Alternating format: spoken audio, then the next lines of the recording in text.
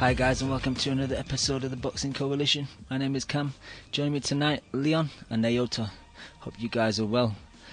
Leon, why can't we just have a clear, clean knockout or a one-sided schooling in these big fights? Why do they all have to be so controversial, man? It's because they're close, isn't it? You know, because they're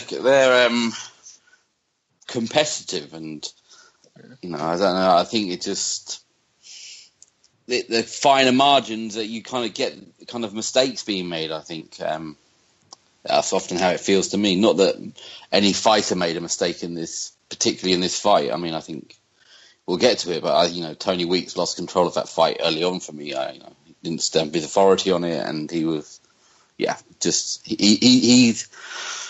As I said, he's let both fighters down, and no boxing fan should be happy with the stoppage and the outcome and how he managed that fight. I think he should be looked into. I think it was poorly done. He robbed Ward a chance of icing a guy who is considered a beast and a monster. And although some people are going to be happy with that stoppage, I'm not. And I think it robbed Ward of his chance to beat the guy and beat him badly, because he looked like he was going to do that. But it also, it robbed Kovalev of a chance to get back into it, because no one can say with any certainty. People saying, "Oh, he's done," as if that's an excuse for things. Saying he's done and him being done are completely separate fucking things. I want to see him done. I don't want someone jumping in. This guy wasn't getting his head smacked around. He took a couple of unanswered shots to the body or to whatever, and another word beginning with B. I mean, I struggle to know. The low blow thing is, it's messy, I think. A lot of people seem to think it's clear. A lot of people disagree. So I just don't think, even if they'd just been legitimate body shots, he deserved to be stopped right then. Because people are trying to tell me he wasn't throwing. Well, that's bullshit, because he threw a couple of punches. He threw 2 punches. There might not be much on them, but he threw punches before he took those 2 or 3 body shots, or some people are arguing nut shots. So I don't think that's enough to stop him right then and there. And no one should be happy with that stoppage. Weeks fucked it royally for me. Yeah, because Ward had him in real trouble. And if I was Ward, I'd be fucking disappointed. If I was Ward, I'd come out in the press and go, "The ref fucked it. I wanted to fucking put this guy on the floor." Mm-hmm. That's what I would want. Yeah. That's what I want to hear from a fighter. Now, it's a serious boxing question. Has Tony Weeks regressed as a referee since his high top fade has got shorter?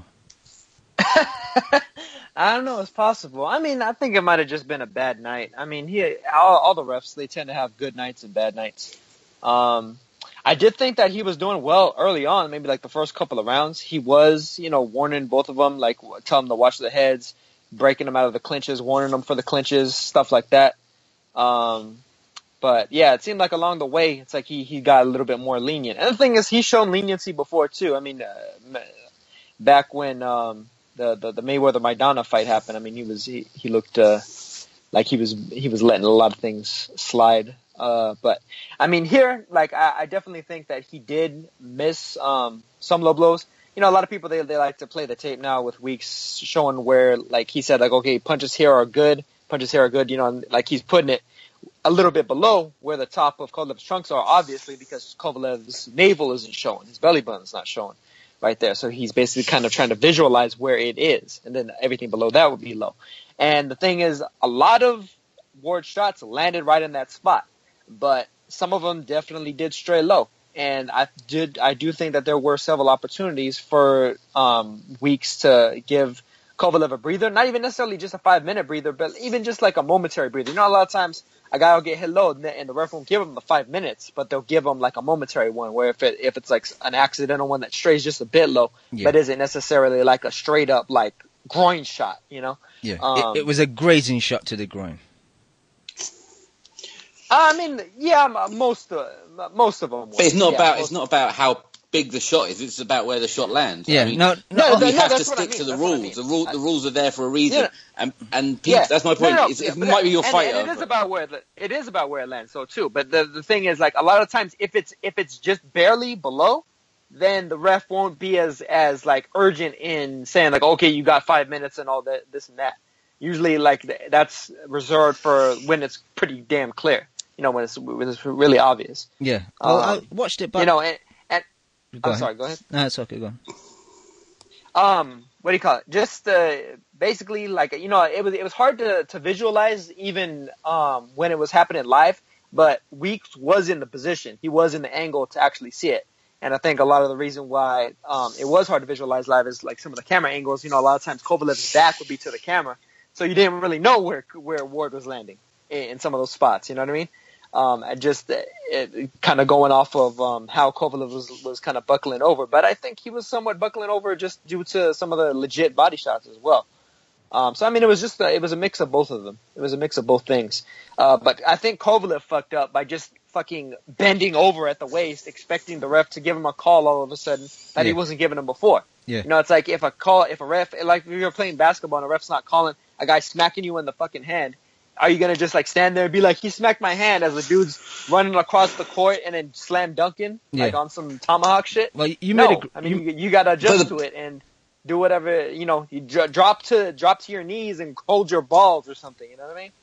Exactly. I think, look, he got legit hurt with a horrible body shot, didn't he? And he kind of went back to the ropes and almost sat down on the ropes.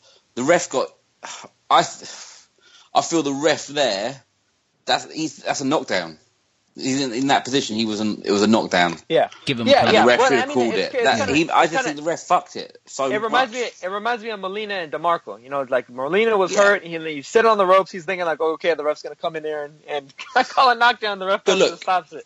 We have seen people take horrendous unanswered shots with their heads rocking back. They're getting hit to the body, and the ref hasn't jumped in. He jumped in too early. That's the bottom line, I think. Yeah. And that's not me being a hater. And another thing, grown men using the word hater, fucking grow up. Yeah. There's an age when you have to stop using it afterwards, isn't it? Yeah, exactly. You're just a hater, though. And I think it would be somewhere around the age of Lou DiBella. Would be around that age. Would be a good point. A definite fucking cut off. Fucking retard. But. Well, I've lost my point now because of my Lou DiBella age. Well, I got something to say. If you think of it, then chime back in. But yeah. To the point of low blows and stuff, well, I watched the fight just earlier on again, and do you guys remember if Weeks gave him the kind of warning at the start of this is the belt line, this is the blow? I don't remember if he did or not. I don't think he did. Yeah, he did. There's a video knocking around. Okay, that's fair. Yeah, he did. Okay, that's fair. And people are using it for both sides, so you can't win. Well, just from my point. And the irony of that is like people are either on one side or the other. It's like either Ward never threw any low blows. He just hurt Kovalev to the body. He couldn't take it. Or it's like every body shot was low, and Ward is a dirty fighter, and his whole career should be flushed down. It's like, get the fuck out of here. My point of view is, Jesus. During the fight, there were a couple of occasions where Kov's navel was visible. So it shows that his belt line was quite low anyway. He majority of the fight, the belly button was just below the top of the waist. So the trunks. Yeah, the trunk. So like in that type of view, anything just below borderline is low in my opinion. And Naota will tell you, Lim will tell you, Chemo that will tell you that if you've sparred and you've been hit low, even if you get hit on the bladder, it's painful. You don't even have to go that low for it to be a very painful and effective. So, regarding the low that blows, whole area is soft. That whole area is soft. I mean, your abdomen obviously is hard, and then below that is everything from like your belly button down to your nuts basically is all sensitive. All soft area. That's it's very sensitive. And my point of view, and Naota made it perfectly on the weekend when he pointed out the two fighters in this fight and the two in Rigo and Flores, where all four of them fucked up in a way. Kovalev fucked up for kind of whining and just bending over. Like if it's painful, take a knee. Yeah, it's going to be a 2-point swing in the round, but you can't be in that position and give the referee the opportunity to make a decision like that. And he did it before that as well. And he turned his back in one round before that. Back. Retaliate. Yeah. Retaliate. Do what Ricky Hatton did against Kashazu. And fucking smack him right in the fucking nuts and show him how. Take the point, yeah. Drop the point. fuck it. I I totally thought he was meant to be a killer. Yeah, I totally disagree with what Weeks did, but there was that section in the, what round was it? In the 8th as well, where he turned his back, and then Weeks was like, "No, you keep fighting," and he was like, "Oh shit, it's not a break. We still continue to fight." And there was another low blow, I think, in was it the 4th or the 5th, where he complained, but Weeks said, "No, carry on." So when you're doing that, and you know the referee's not on your side, you can't give him opportunities to stop the fight.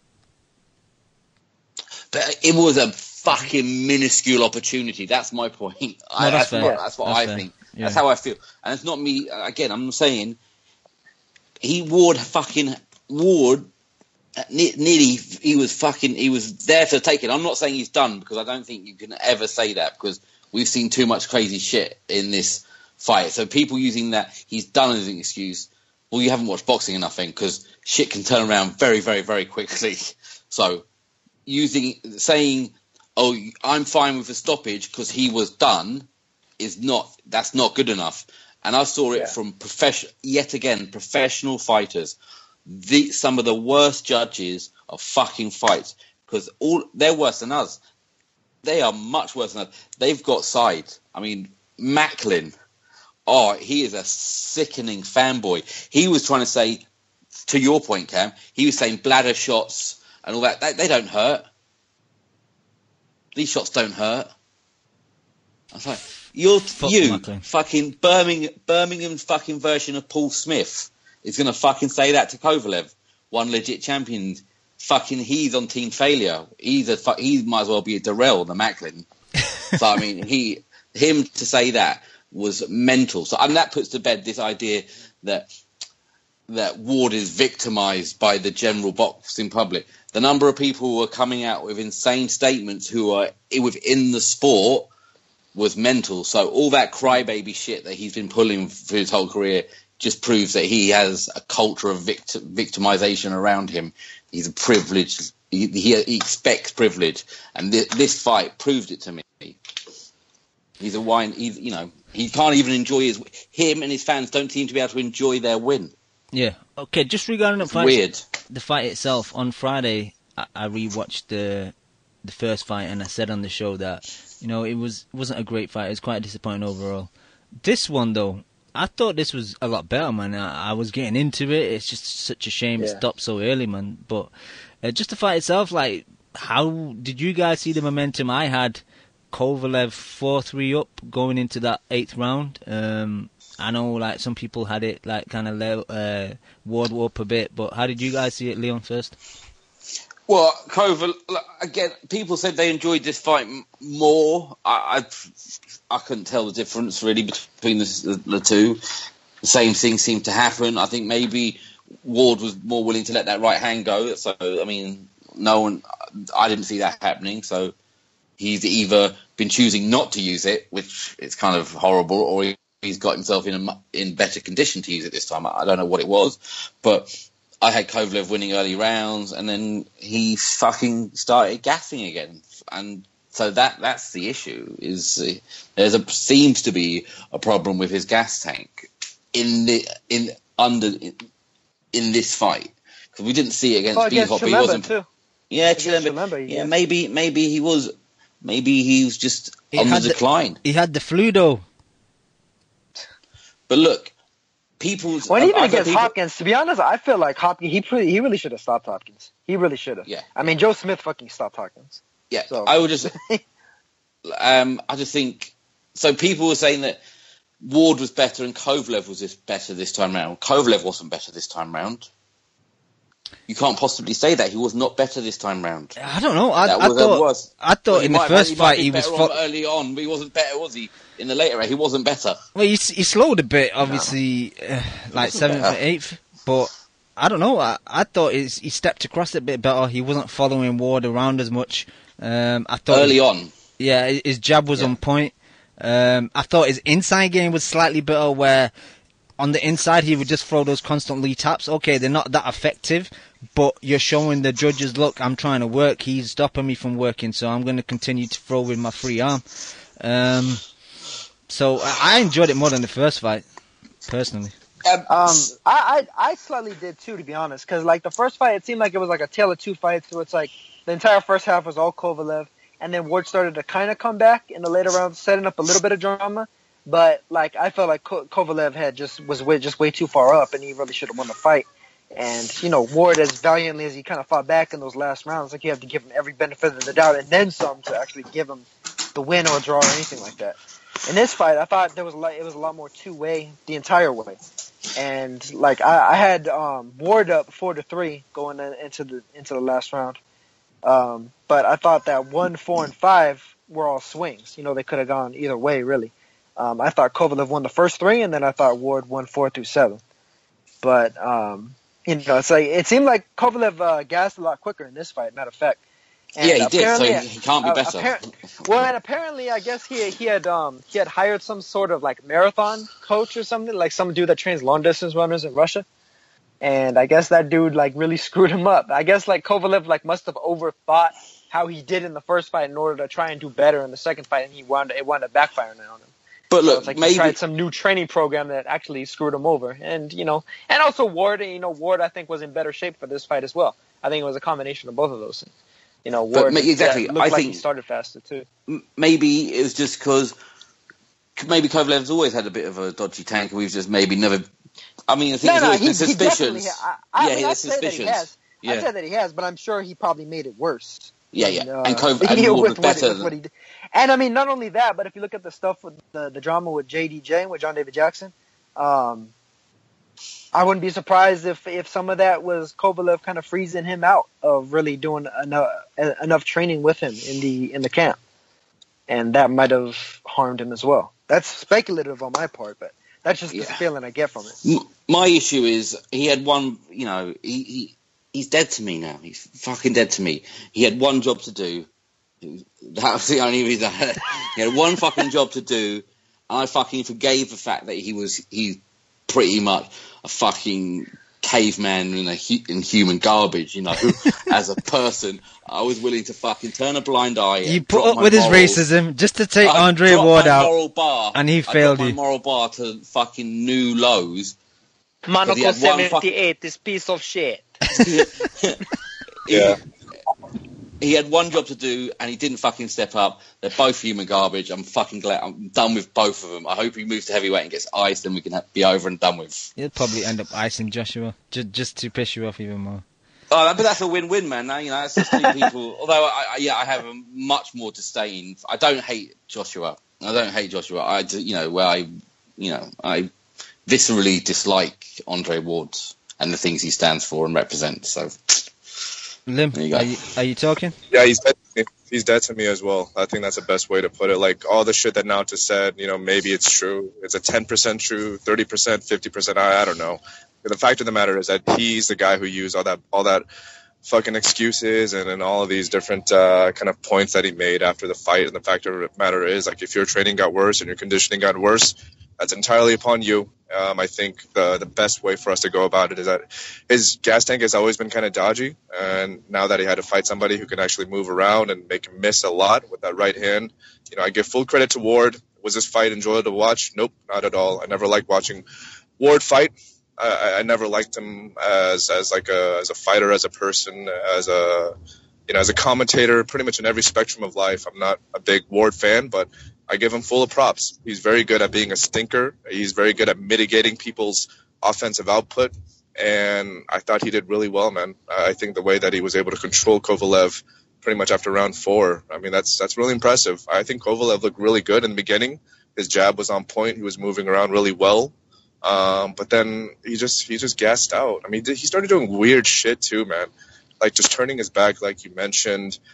Switching stances when I've never really seen him do that all that effectively. He was so wide and he was just so tired. That's just the easiest way to put it.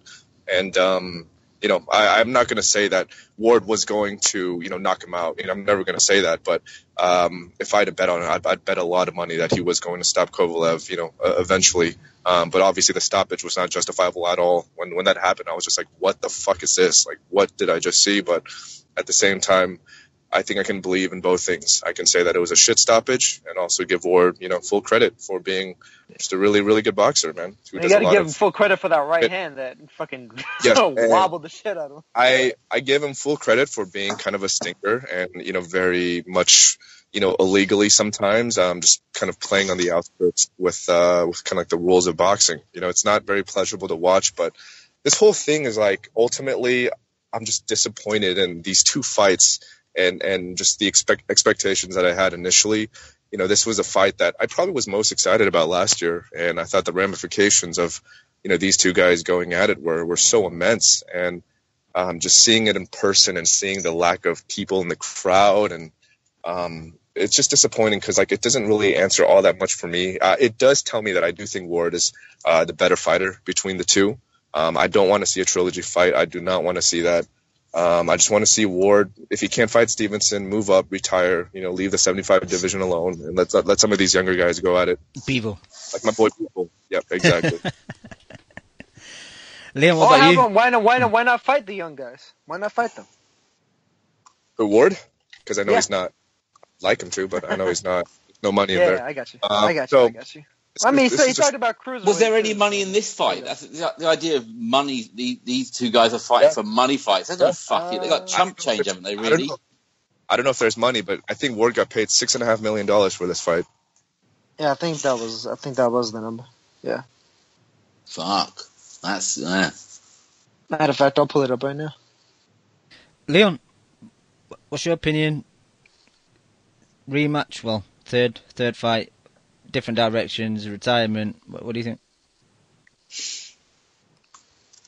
Ward, I don't give a shit what Ward does personally. I think fucking just, whatever. But Kovalev, just, I don't know where he goes from here. I imagine that this there'll be a new camp, there'll be a new trainer. I don't know if new promotion. I would imagine so. I would imagine so. Yeah. Signed to Eddie Hearn. Dude, Matthew Duva was fucking embarrassing, man. He might be embarrassing, but again, I'll go back to it. Ward fans, they're in there in the fucking, they're in a press conference heckling her. Your guys just won. Go out and enjoy it. You fucking wallowing in your own self-pity and victimization. It's fucking, what is wrong with those people, man?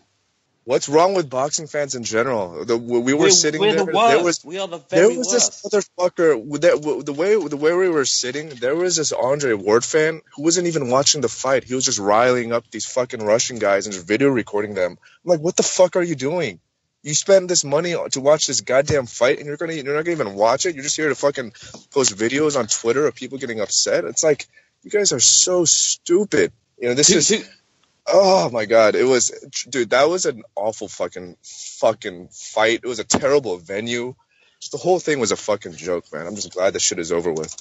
Two quick things that I mentioned. One thing I noticed is like fucking Twitter, the US boxing Twitter. I fucking feel sorry for you guys, man. Dude, that is some fucking horrendous fucking shit going on out there. Like, get that the fuck away from me. Like, people need to fucking, both sides need to sort your shit out.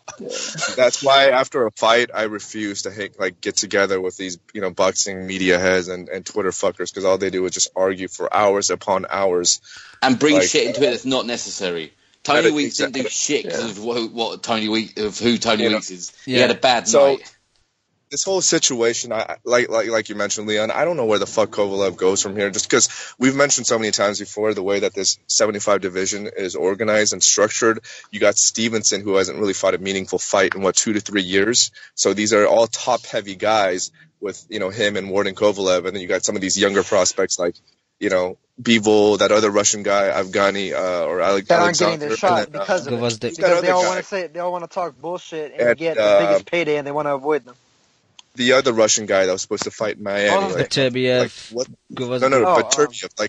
What's the last we've heard of Viterbiev? Why doesn't he have a fight after that fight fell through? It's like, he does. So I just want these guys to move on. Let's get it over with. And I want Kovalev I don't even care about Kovalev. Like Leon said, he's fucking dead to me now. I don't give a fuck. I mean, he just got stopped, and he deserves a lot of criticism, man. He made so many bullshit excuses after the first fight. I'm not gonna say bullshit. Maybe some of them were justified. Maybe a lot of it was, granted. But at the same time, if you're gonna say that shit and being the kind of persona that you are, being the fucking killer like you mentioned, and for you to maybe not quit isn't the right word, but show signs of weakness.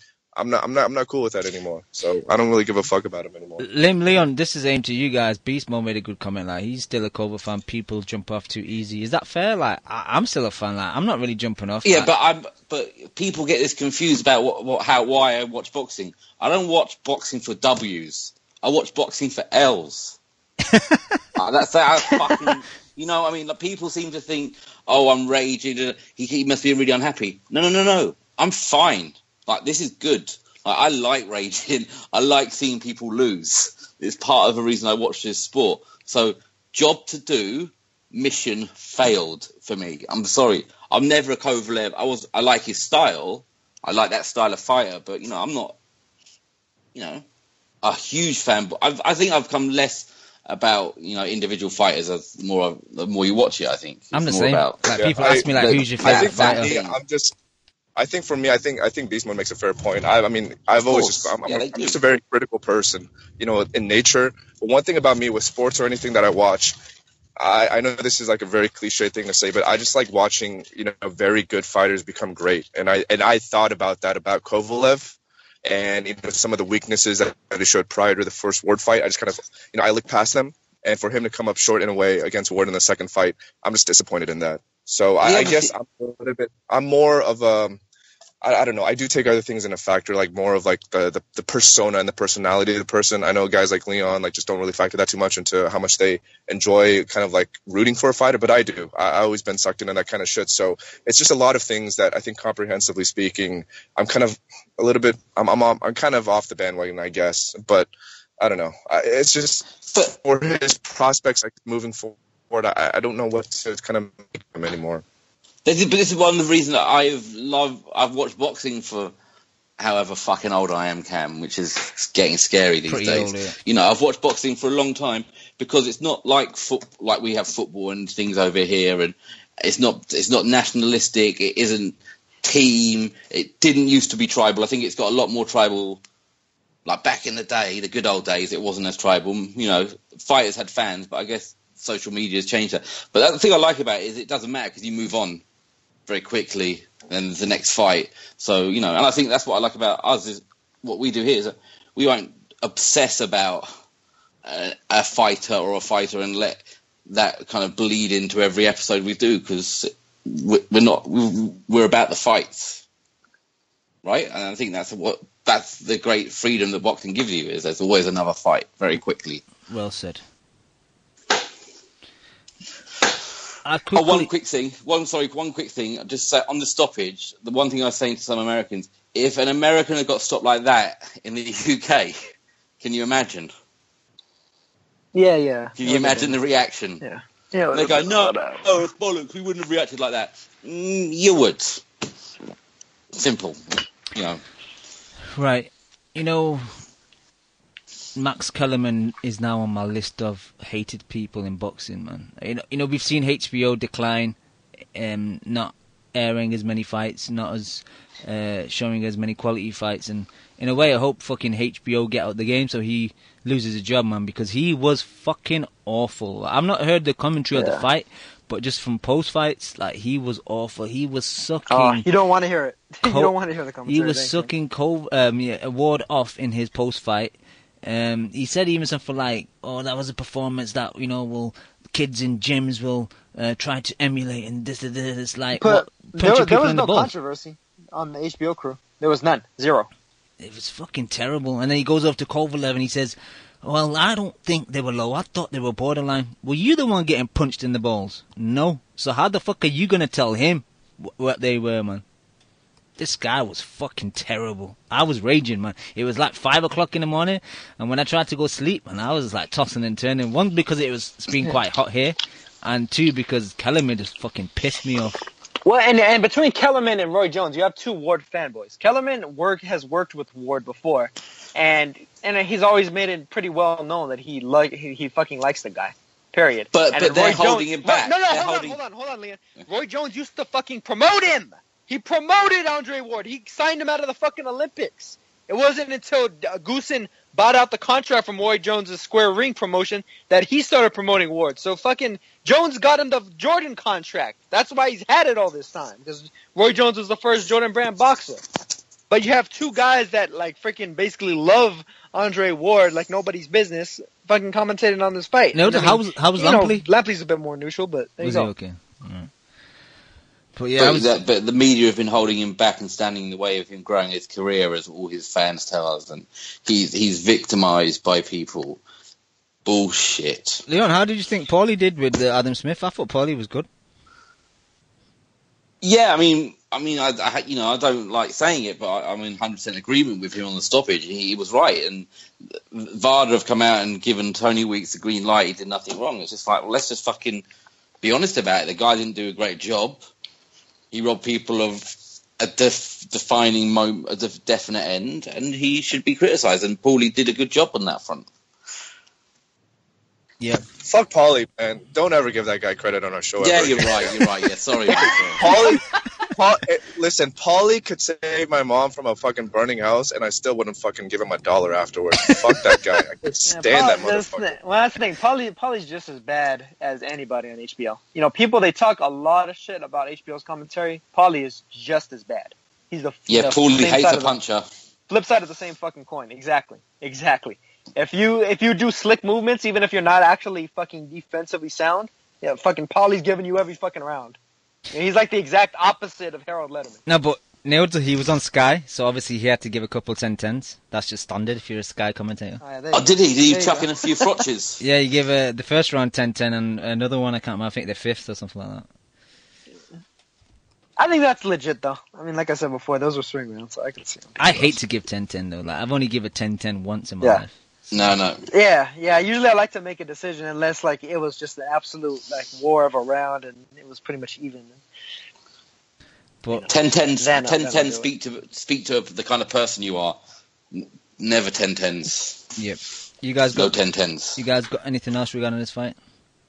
Well, I mean, just like for in the future, hopefully Kovalev gets fed to Beterbiev or something like that, and we could finally see Beterbiev lay his ass out. Because I knew that I felt like that's always what would happen if they ever fought. You know, just like it happened in the fucking amateurs. And if you're knocking a guy out with those heavy ass, thickly padded gloves and headgear, you're gonna knock him out with the lighter, less padded ones as well.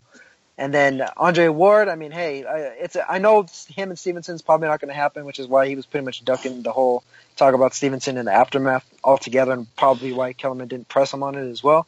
But you know, if you look at the whole Heyman, Jay-Z, all that bullshit, you know, I'd imagine Ward may be delusional enough to believe himself that he can, you know, be a world champ at cruiserweight, I guess, you know, try and do kind of like what Roy Jones did because he looks up to him. So. But I don't like his prospects there, though. Do we think... I don't really ever pay much attention to what Hunter says because he's, you know, deeply disturbing character.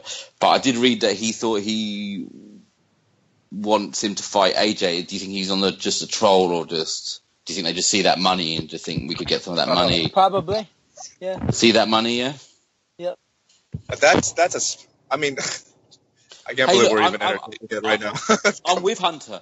I didn't know that. Hunter and me wanted the same things. Hunter said like 3 years ago that Ward could fight at heavyweight. He said this shit a long time ago, so it's not at all the surprise. I mean, come on, bro. Like, even when Roy Jones, bro, he fought fucking Ruiz. Like, who would think he's like? No, but that's the thing though. That's the thing though, Lim. They're delusional. So there you go. I mean, that's what happens when you're that far. That your head is that fucking gigantic. I think what is this is kind of my expectation is like somehow let's get Andy Ruiz a title and let's have Andre Ward fight Andy Ruiz. so another Ruiz. He wouldn't even beat Andy Ruiz. Yeah, he needs to fight the weakest belt holder. So I was speaking to Bill in New Zealand to see what Parker was up to. Now Parker's meant to be fighting in September over here, so we think that's going to be the Huey fight. So, but does he beat Parker? Does he beat Wilder? Or I mean, is it worth going to try and fight these guys? Fighting AJ? Do we want to see Andre Ward go up there and muck around in that thing and not only be up there for one fight? What do we want? I don't care. I mean, hey, if you hate him as much as you say you do, Leon, oh yeah, I'm up you for it. You should be cheering for it because the whole thing is, it doesn't even have to be AJ. I think most of those guys knock Ward out if he fights him. If Huey beats Parker like I expect him to, Ward doesn't have a fucking chance against him. I don't think he beats anyone. Because it's not only that. I mean, if fucking Tony Bellew can go up to cruiserweight, I know obviously it's a different weight division altogether, and there's a big discrepancy. I think he could be competitive and lose, but I think I think Ward's smart enough. He's not like Roy Jones, where he's going to continue his career. I think he would have the expectation that that's going to be it. That fight at heavyweight, try to get the belt. If you don't win, just retire, because he's always kind of talked about retirement in the past. And I think he's smart enough to know that just based on that one fight and the result of it, that's going to be it. Yeah, no, I agree with you there. No, if that's the case, that's why I think he would try and get the biggest cash fight. So he would go after AJ. That I wouldn't see him the point. True cash out. Yeah, I wouldn't see him the point fighting like a peanut fight against Parker, where it's high risk and the reward's not that big either. So at least against Joshua, if he loses, he's lost to a big heavyweight and he's made a shitload of money. Yeah, but the reward in this situation is the belt, right? That's all that matters. So for me, fighting Joshua, the risk is so much substantially higher than Parker. Whereas the end result, maybe the money obviously isn't anywhere near the same, but the ultimate goal is for him, I think, and this is me speculating, but I think it's for that belt. So that 50 years down the road, people can talk about him winning a belt.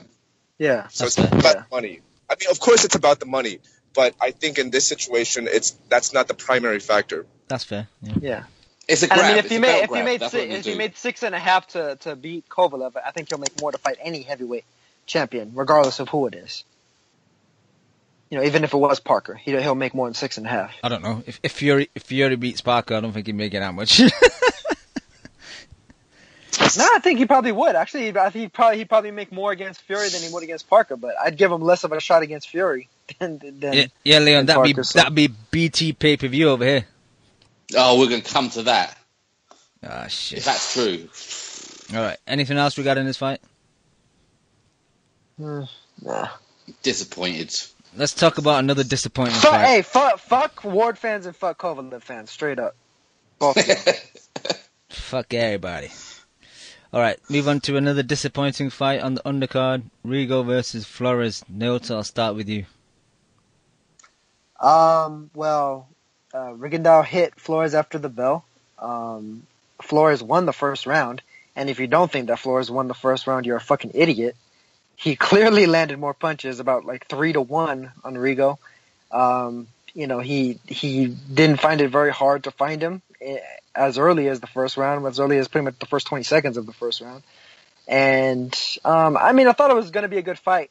But Flores pulled a Durrell, and he kind of got what he asked for in a way. I mean, they initially called it KO, but it's looking like they're going to wind up overturning it to a no contest now, which I'd say is probably really the right decision considering all that happened. I don't know 100% that, Flores wasn't actually legit hurt, but the way he went down, it looked like he pulled a total fucking flop job. It's like he got hit, and then, like, he waited like a split second, like, went down on his ass, then went down on his back, and tried to pull a fast one, basically. Tried to just get that belt. I wouldn't be surprised if his corner was yelling for him to do that, or if that was just like, something that even, somebody behind the scenes might have told him, because, Flores is a Heyman fighter.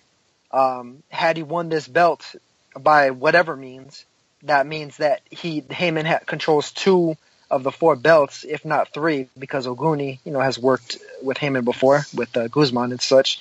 And it would be a similar situation as featherweight, where it's like, he's just kind of taking over the whole division and owning every fighter with every belt.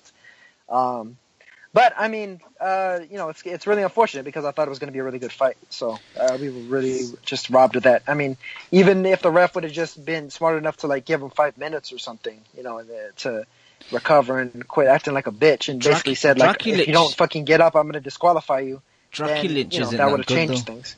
Draculich is terrible. Drakulic can go on our list with the Lewis Pabon, your favourite referee, and Ian John Lewis, my referee. But Drakulic fucked up big time. awful. I mean, he's fucked up plenty of times before. This was probably one of his worst The moments. biggest, though. yeah. Especially there was a lot of fucking about and speaking to different people from the commission and asking this and checking the replays, and it's like, what the fuck, man? Get a hold of this shit. Yeah, and Nevada doesn't even have instant replay anyway.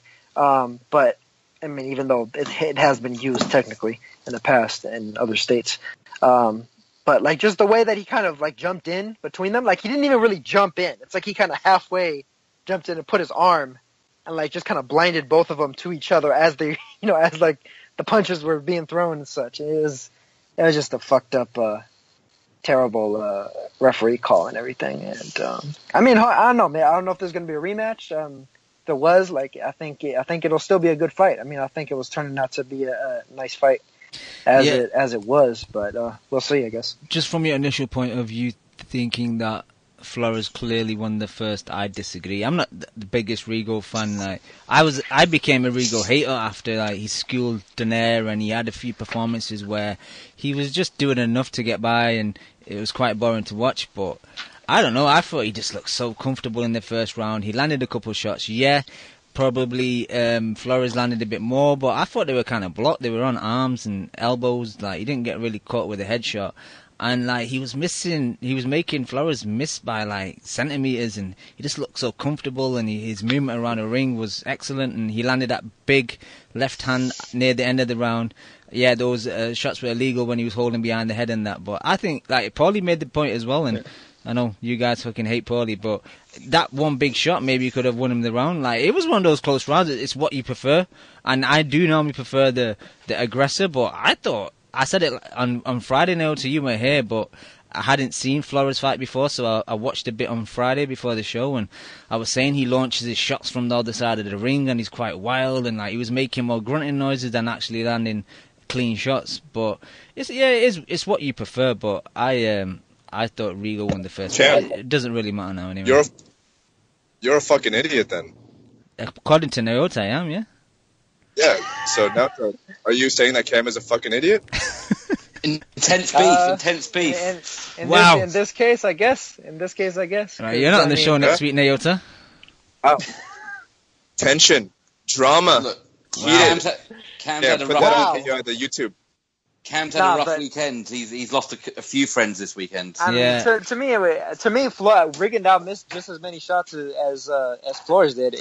I mean, if you want to just talk about in terms of like percentage, like punches landed versus punches. That's all good, man. Thrown. It's what we prefer. But Leon, you saw the fight. What was your? Well, it's not even about preference, because I mean, there are plenty of times where somebody outworked somebody, and I scored for the guy that landed what I thought was more. Yeah, but ring generalship also plays a part. If it's the guy that's wilding, throwing loads of shots, missing, looking like an idiot, and one guy just styling on him on the back foot. I didn't think Rigo was styling on anything, and I thought he looked like a fucking idiot by moving around, not throwing shit. And see, that's where we agree to disagree. Along the way. There were several times where. When the idea of make him miss and make him pay, there were several instances where Rigo didn't make him pay. And why is that? Because as he was throwing punches and bunches, he was also landing some of those. Yeah, but it's also the first round. Like, you don't have to show the guy your card straight away. He was just kind of like getting into the fight. You don't have to start like counting everything he's doing. And I don't think Flores was showing his card straight away either, because he normally throws like 100 punches around. He only threw like 40 or 50 or something. Flores was awful. Jeez. You boys are heated today, huh? Yeah, man. But Leon, your opinion? I didn't watch it live. I went back and watched it today. What there was of it, so I kind of woke up to the the controversy, and I just saw a clip on Twitter, and I thought he should have been disqualified for holding behind the head and throwing the punches. Did you think that's as bad as the hitting on the bell after the bell thing? You should get a warning for that if it's the first time you've done it. No, but it was 3 or 4. But he held him there for a while and punched him. I thought that was a major crime. But then at that point, but then I've gone back and seen it. I still think he should have got a warning and a point deduction for that. But and disqualification after the bell. I'm never cool with those. Like I don't. You're fighting. A bell is a bell. It's there for milliseconds when it goes off. But, Yeah. shit happens in boxing. The ref steps in and goes, "Don't do it again, boys. Get off the floor, stop flopping around, and let's get on with it." Unless you're, and I think actually, he was throwing, wasn't he? Who? Both of them were throwing. Yeah. Well, then it's a knockout. Oh, fuck it. Although on the night I saw it was a DQ, I said to people, "Well, I mean, they were throwing at the bell, and then Rigo threw after the bell. That's the difference. Flores didn't throw a punch after the bell. He threw at the bell. I don't think there was like a massive gap in between though, and yes, it was after the bell. But yeah, Naota made a point just after the fight that he did try and do a derailment. He saw what happened a couple of weeks ago. He's thinking, well, if I pretend here, he might get DQ'd. I'll win the belt. So I just think it's a really tough thing. By the look on his face when he found out he was getting a knockout loss. The look on his face is like, what the fuck? Like, I just think it's a really difficult, unless it's a really blatant thing. I think it's a really difficult thing to referee that because especially if there's a lot of punches being thrown as the bell goes. And if maybe one guy gets off just after, I just think it's a really hard thing to call, man. I wouldn't wish that job. And just for everybody in the chat, just so y'all know, Flores has been a mandatory for Rigondeaux for close to 2 years. He became the mandatory back in 2015 on the Chavez Jr. Fanfara undercard when he beat Oscar Escandón. Rigo's team dicked around and fought a bunch of other guys like Gian Francisco, who was a fucking super flyweight, first of all, so he wasn't even ranked at super bantamweight. And then he fought Jazzy Dickens while dicking around and making fucking Flores wait all the fucking time. So get the fuck out of here with this. Oh, Flores was put there to lose. He's a fucking Al Heyman fighter. Heyman and Jay-Z don't work together. The only reason why this fight happened is because he was a mandatory, and the WBA finally actually fucking followed the rules. So there you go. I'm just looking through my tweets because there was a follower of mine and a listener of the show that made a great point. I think you remember. I think you dug out the tweet and retweeted it as well, Naota, on Sunday morning. But just trying to find it. I can't find it. Where's it gone? This is great radio, Cam. Keep it going. No problem. I'll just create more radio silence just for you. But I mean, as it stands, though, if a rematch doesn't happen or whatever happens to wind up going on, there's plenty of other fighters out there for Rigondeaux to fight. I think Kellerman, first of all, Kellerman sucking Rigo off even worse than he sucked Ward off. That guy's fucking pathetic. Talking about Lomachenko and Chuck Latito, how about bring up some guys that are actually at the fucking weight class that have been wanting to fight Rigondeaux? Magdaleno called him out. Ray Vargas wanted to fight against him. The WBC even ordered that, and Rigo didn't take it. Ray Vargas Magdaleno fight is a great fight, isn't it? Who? The Magdaleno fight. That's a great fight. Yeah, it is. That's a genuinely good fight, and he's got the style to give him all. Because this idea that he's a defensive wizard is oversold, isn't it? Yeah. Yeah, defensive wizards don't get dropped like 4 or 5 times by guys that aren't even fucking ranked. So, I got the tweet. It was by a guy called Jaded Gamer, who's was at NBA Junkie 26, and he said HBO trying to lobby for Rigo's DQ, but perfectly okay with Ward nutshotting the competition to the P4P list, and it's true, man. Like from what I was hearing, like they were shitting on Rigo for the controversy after the fight. Lampley was. Kellerman wasn't. Kellerman was riding Rigo's nuts, and so was Roy Jones. But Letterman was probably actually the most verbose in, saying that Rigo should have been DQ'd. But yeah, there was no consistency there. All right, you guys. But that's not changed for years, has it? That's always been the inconsistency from commentary teams. Mm-hmm. We should come to expect it. We shouldn't, we give them too much oxygen. You guys got anything else? No, hopefully we see Rigo again sometime within the next fucking century. I actually really like watching him fight, regardless of, me actually being realistic about him in my critiques. I think he's a great fighter, and I want to see him tested against the best. That's all there is to it. You know what I mean? I want to see the best fighters fight the best fighters, not begging for big names, and then if they don't get those big names, fighting somebody that's not even ranked top fucking 50. Yep.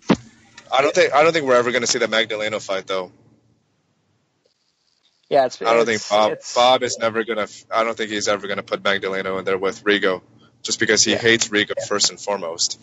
So, but his guy could win that fight.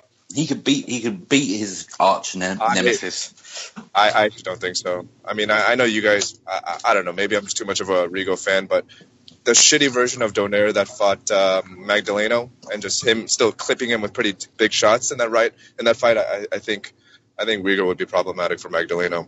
What do you think, Cam?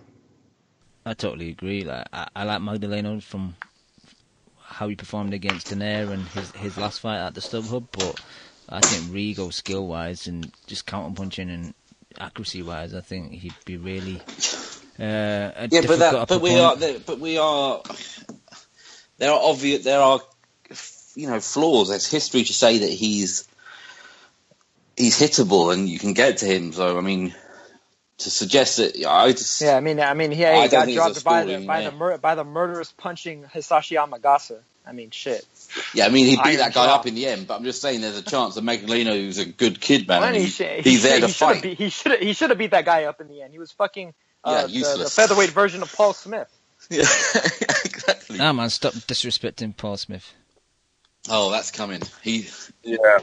No, but Cam, I didn't even watch this fight. We got there too late, so. Bro, like, it's not really my fault though, man. If this fight would have lasted longer than a round, we would have gotten there. But right when we got there, the disqualification happened. Like what the fuck? Why do you even go to fights, man? Just stay home and watch it. But you missed Bivol, dog. Like, see, that's where you fucked up. I know, I did fuck up, but I did actually. I met up with Nicole Duva, and a roommate. They were there at the Mandalay Bay, and we hung out before the fight, and even she wasn't there, so she's to blame too. And we were supposed to hang out afterwards. To bang you, was she? To bang me, yeah, she was gonna peg me all night. But anyways, yeah, we were supposed to hang out after. Was that who's in that picture that we saw, Lim? No. I think she's a prostitute. Nicole Duva is definitely not a prostitute. Nicole Duva, I actually did get Nicole Duva's phone number, and then after the Kovalev loss, I never heard from her again. Deleted it. So fuck Team Nicole loser. Duva. Yeah, but no, that's all I got to say. Let's move on to the next one. Next one, Cam. Did you go back and watch Bivol's performance on TV? Of course I did. I love Bivol. Let's just say one thing. Why is Bivol only 180 pounds, man? Like, I want him to move down. I think I really like the kid a lot. As you guys know, I think he's very good. I'm surprised though. Like, I had no idea that Agnew lost to Clarkson before.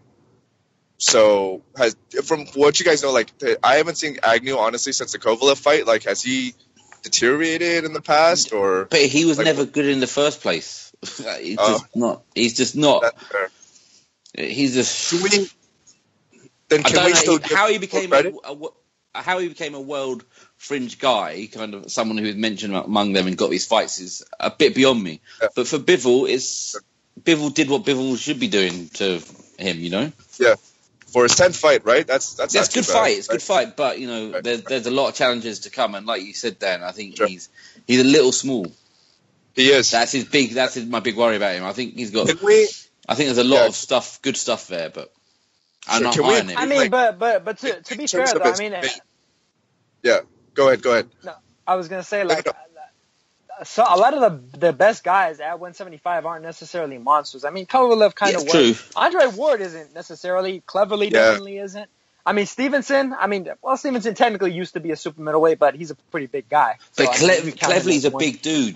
He can't punch, but Cleverly's big, man. Yeah. He's a big dude. The only two like legit like elite big guys, or maybe three actually, I'd say, are Stevenson, Bozdik, and Beterbiev. The others don't really have that physicality to them that I think Bivol would really have any trouble with fighting against. I think he has a lot of physicality of his own. Beterbiev's not massive. He's just hard, isn't he? He's not like tall, big. I think he's a big dude. Pretty I think he can move up to cruiserweight easy. Yeah, it's a sturdy dude. Yeah. Yeah, I think the only thing that keeps him from moving to cruiserweight is Usyk, because Usyk gave him the business in the AMs.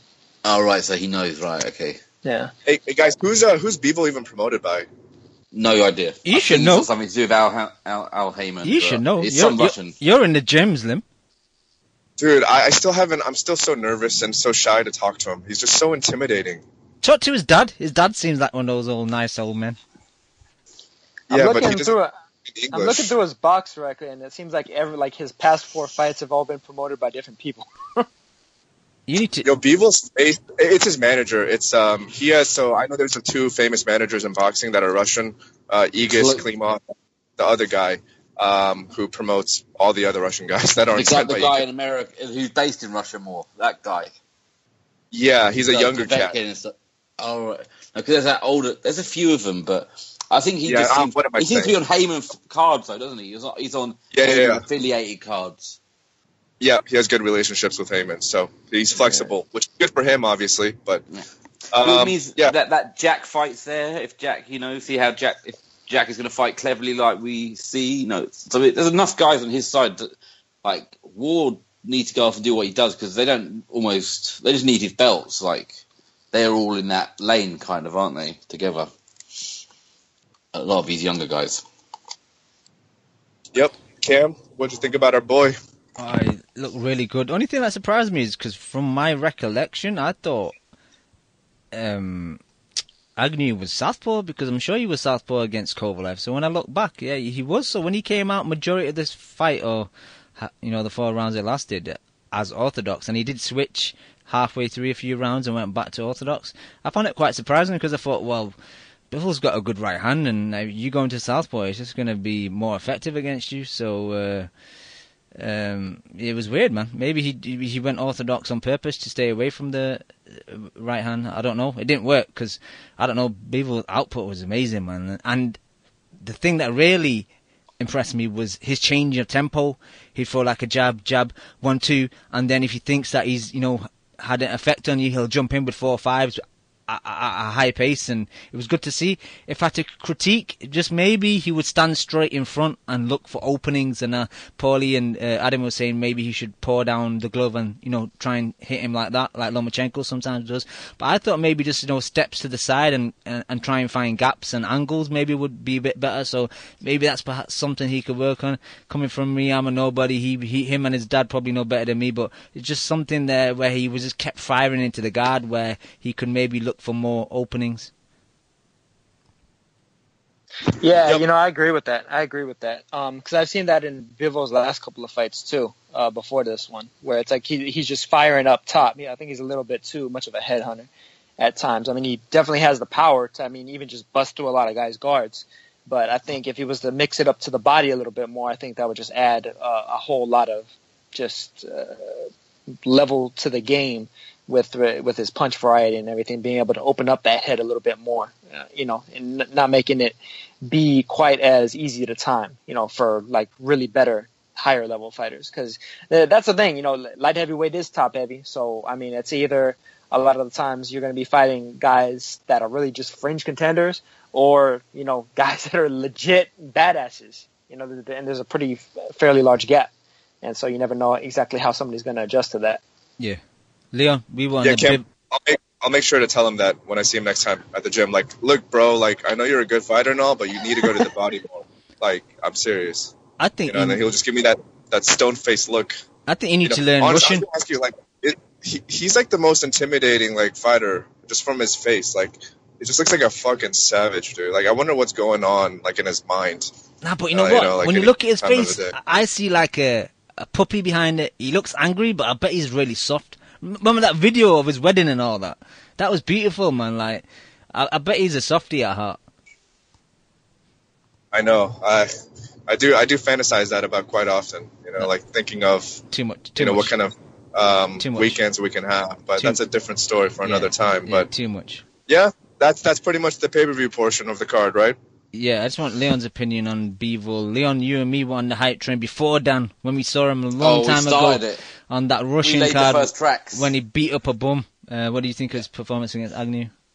Well, he beat up another bum, unfortunately. So, it's difficult to judge, isn't it? He did what he had to do. It's like all of these guys when they fight a guy that's clearly below them. You want to know what he can do when someone brings it, and we didn't see that, did we? Because all the other stuff, I kind of felt like we knew about him already.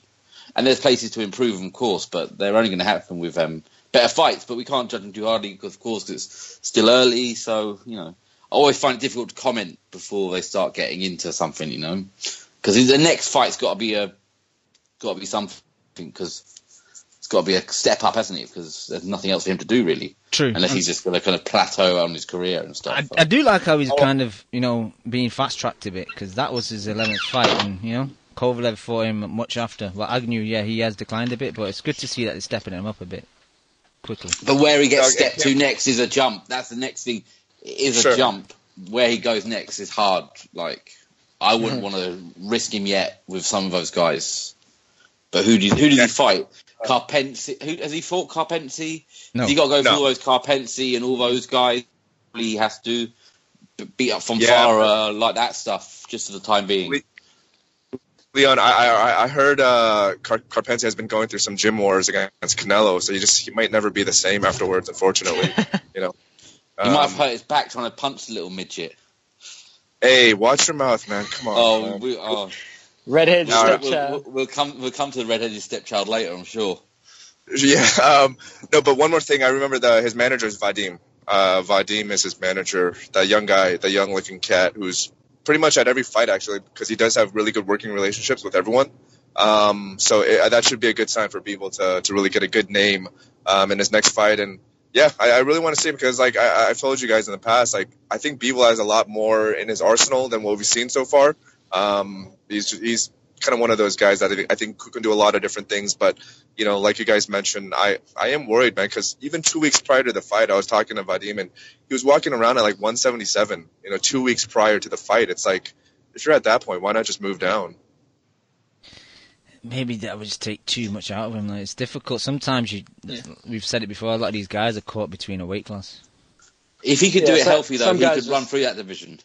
Yeah, some guys just don't necessarily know how to do it in order to properly keep themselves together. You know what I mean? Some guys can absolutely kill themselves and then get that recovery like that, but others can't necessarily figure it out. So, remember when Kev used to say about some of those guys over that way that they like fighting at their walking around weight kind of thing. So maybe there's that going on. Those kind of Eastern European dudes. Yeah, I think that's actually overblown quite a bit, though. Yeah. Kovalev rehydrates like a motherfucker, and so does Better Beav. Yeah, Better Beav is. Yeah, he's working to get down there, isn't he? Yep. Well, anyways, we've talked way too much about Bivol just because I have a weird fascination with him. So apologies to all of our listeners. That's what happens when we talk about Bivol. My apologies. It's all good. It's all good, man. There was one more fight on that undercard. It was okay. I never seen the dude before. Just trying to look for. Oh, you had? No. Luis Arias. Luis Cuba Arias. Yeah. Yeah, Cuba. Really good fighter, man. Little Cuba. I used to be with that Mayweather. I think Mayweather dropped him, right? Yeah, correct. Was it because he sucked? Because if so, Mayweather's an idiot. No. It's because I guess Cuba was in talks with Bob Arum for a little while, and so I guess Mayweather decided to nick it in the bud. It wasn't because he couldn't read the contract or anything? I'm assuming that. Yeah, but what's your take on this dude? I never seen him before. What did you guys think? Arias is legit. Arias is legit, man. Even back when he was with TMT and stuff a couple years back, I thought he was probably the best fighter in TMT. I thought he actually had really, it was just all around the most, I don't want to say the most gifted, but just the technically the best. He puts everything together really well. He's an all around fighter. He's just a good boxer, good movement on the feet, good movement, with his torso and his head. Not a lot of wasted movement, but just enough. It's he moves right when the punch is being thrown. Just kind of barely makes you miss. And, he doesn't miss an opportunity to counterpunch in a lot of those instances. And he's very good on the front foot as well. I mean, he's very, very comfortable coming at you and even countering as he's attacking and pressing you. He's just really a versatile fighter. It doesn't have necessarily a ton of power, but, I mean, he has enough pop, I think, to at least start to get you going. And he has the killer instinct enough to get rid of you when when he starts getting you going. And I thought he showed that against Magomedov. Magomedov was a fairly okay prospect up until he lost a decision fairly recently. It was a year and a half ago or something like that. And Arias went in there and just made him look like a total fucking scrub. He beat his ass every round and knocked him out in the fifth. And I was just impressed with him. But I think he's one of these guys that as much as Lim was apologizing for talking so much about Bivol and stuff, I think a lot of these guys like him or like Arias and stuff, they don't quite get enough attention. Like when they're on the cusp of like kind of breaking out into what might eventually become like stardom, world championship level and stuff, and so it's like we don't necessarily get to appreciate the rise of some of these guys because they don't have all the hype behind them, and they're not being showcased and against like absolute chumps, and you don't have like Paulie Malignaggi singing their praises 24/7, 365. But I mean, Arias is the shit, I think, and I think that he has a very good chance, especially if middleweight starts kind of cleaning up within the next year or two. I wouldn't be surprised to see him get some sort of title shot and maybe even win one. Leon, did you see this fight? No, I didn't see this fight. Lim, you got any thoughts? Nope. I saw the fight. Go on. I don't. I'm just waiting to hear you guys shit on Paul Smith. So can you guys just speed it up? Because I just want to get entertained, man. I think we'll go lightly on Smith, to be honest. Just quickly on Arias, I kind of agree with Neo to most points. Like, fundamentally, like sound on everything. It's just one little thing I noticed, man. When he's going clockwise, he's moving his back foot first, so he's kind of crossing his feet a bit. So he leaves him square to like if someone lands a good counter left hook, he's getting floored, whether it's a powerful shot or not. So that's the only thing that really concerned me. But yeah, apart from that, and the division as well. It's middleweight, right, Neota? So correct. Yeah. Yeah, it's kind of top heavy, and I don't know. Maybe he can get a few fights, and get himself up there. And hopefully by that time, Golovkin might have stepped up, and a few other guys, and he might be able to grab a belt or something. But yeah, that's my thoughts, and we can move on. Lim, talk about your favourite boxer, Paul Smith. I don't know, Leon. Where should we start? What was comedic to me was he was complaining so much about that kind of slip/push in the third round, and I was thinking, well, it doesn't fucking make much of a difference. He did fuck all fight. Oh, I mean that was complete and utter non-performance, wasn't it? I mean, yeah, he was just very, very poor. He just didn't turn up. I mean, it was quite easy for Z. I can't pronounce that guy's name, but yeah, it was easy work for him, wasn't it? And then, but although I thought he did some things better than I probably gave him credit for in pre-fight and stuff, but he did it. He won almost every round. I scored it 12-0, but of course I'm going to, aren't I? Given the opportunity to score it 12-0 and then not be too controversial, I had to take it. You probably never get that chance again, so... No. But he was just out. The guy was just quicker. Did he really land much? The jab was never landing. Nah. And that Ziga thing, he's quite German in his style, isn't he? But he was doing that little kind of couple of taps, throwing his jab out, hitting the glove, and then Paul Smith, after the second one, would throw, and then he would counter on that. He was kind of setting him up with a few things. But, I mean, it wasn't high-level stuff, but, I mean... He won very, very easily without really breaking a sweat. Yeah, maybe he got a little bit stiffened in the third, but nothing to worry about. Yeah, I think you kind of nailed it when you say he won quite easily and he didn't break his sweat, because I've seen him where he's had a lot more output. He's been more aggressive and he didn't really have to, and he still won it quite easily, man. So that's just shame on Paul Smith. Like, you're lobbying for this shot, even though a lot of people are shitting on you and the WBA and anyone involved for you getting this opportunity. So, take it with both hands. Common phrase we use. Well, actually make effort. It's like he thought, well, I'm here. I don't know what the fuck his plan was. His mind frame was. It's like, if you're gonna go all the effort, like, he even fucking made weight, which was surprising because I thought he'd probably miss weight, and then he just doesn't show up. But people say, we talk about going out on your shield and some people would argue, why take the risk? But if you feel like you're losing, but he's talked about this being his passion, his desire, kind of date with destiny to win a belt, and he didn't perform like it meant everything to him.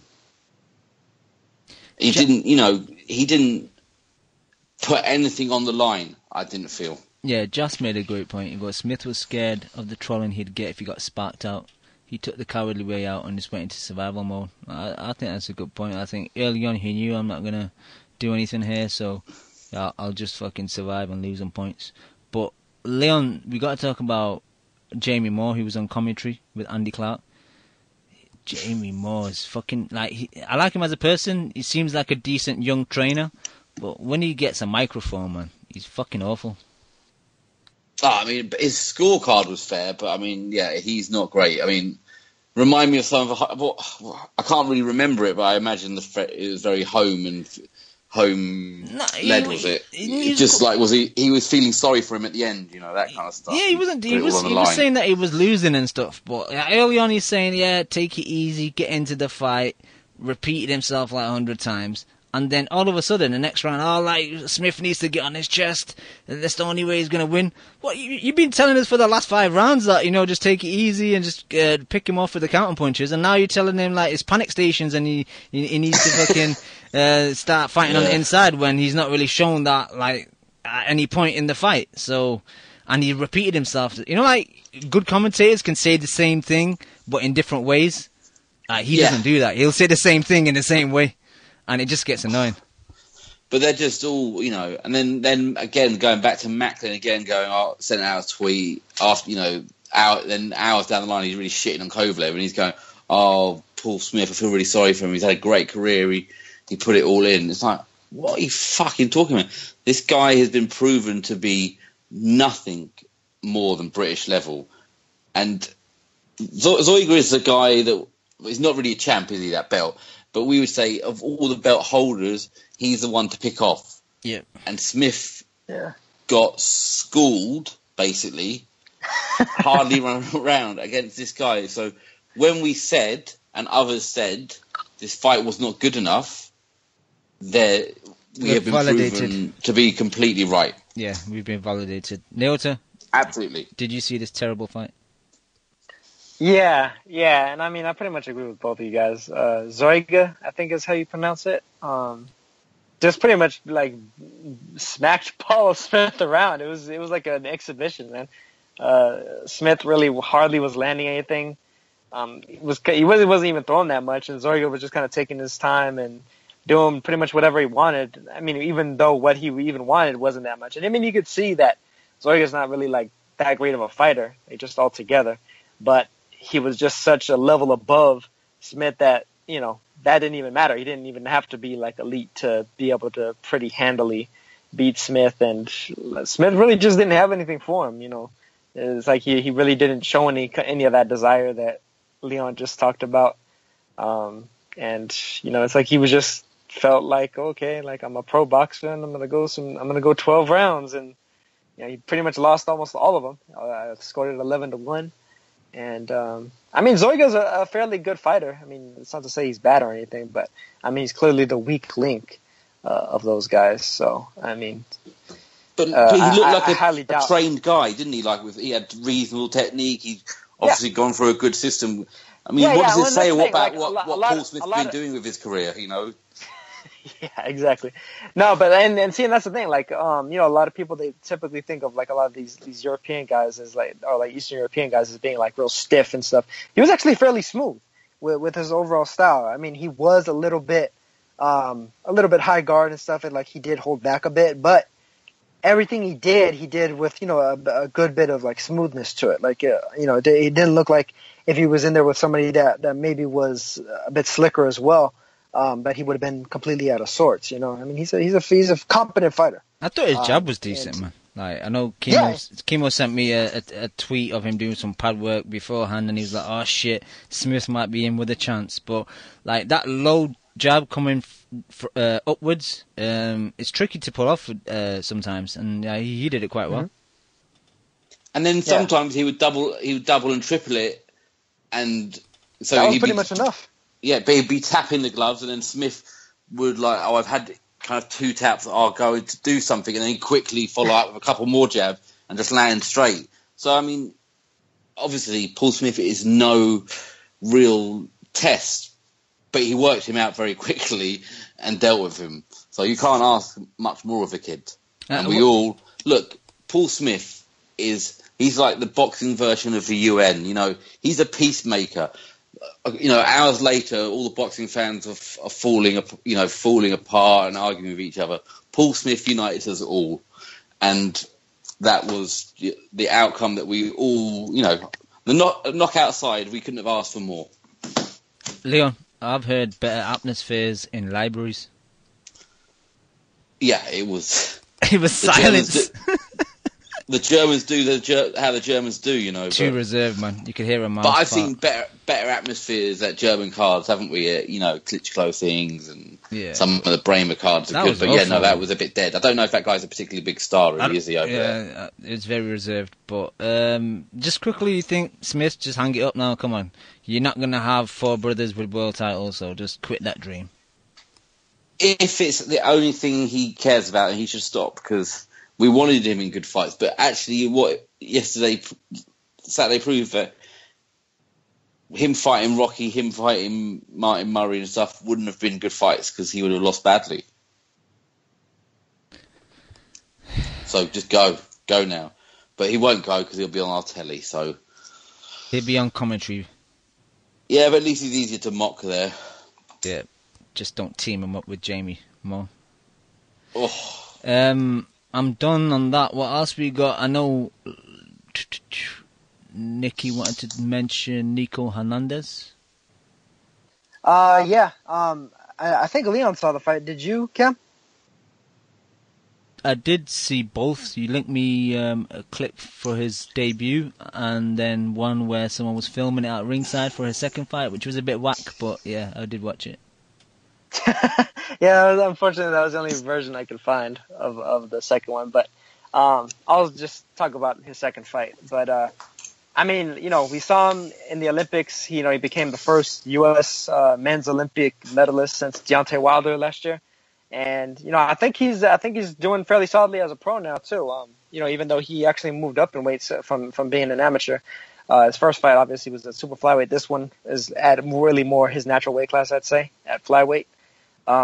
And he went in there against this guy Jose Rodriguez, and I mean, pretty much just styled on him. They beat his ass. Like, he pretty much hurt him with the first shot that he landed, like within about 25 seconds of the first round beginning.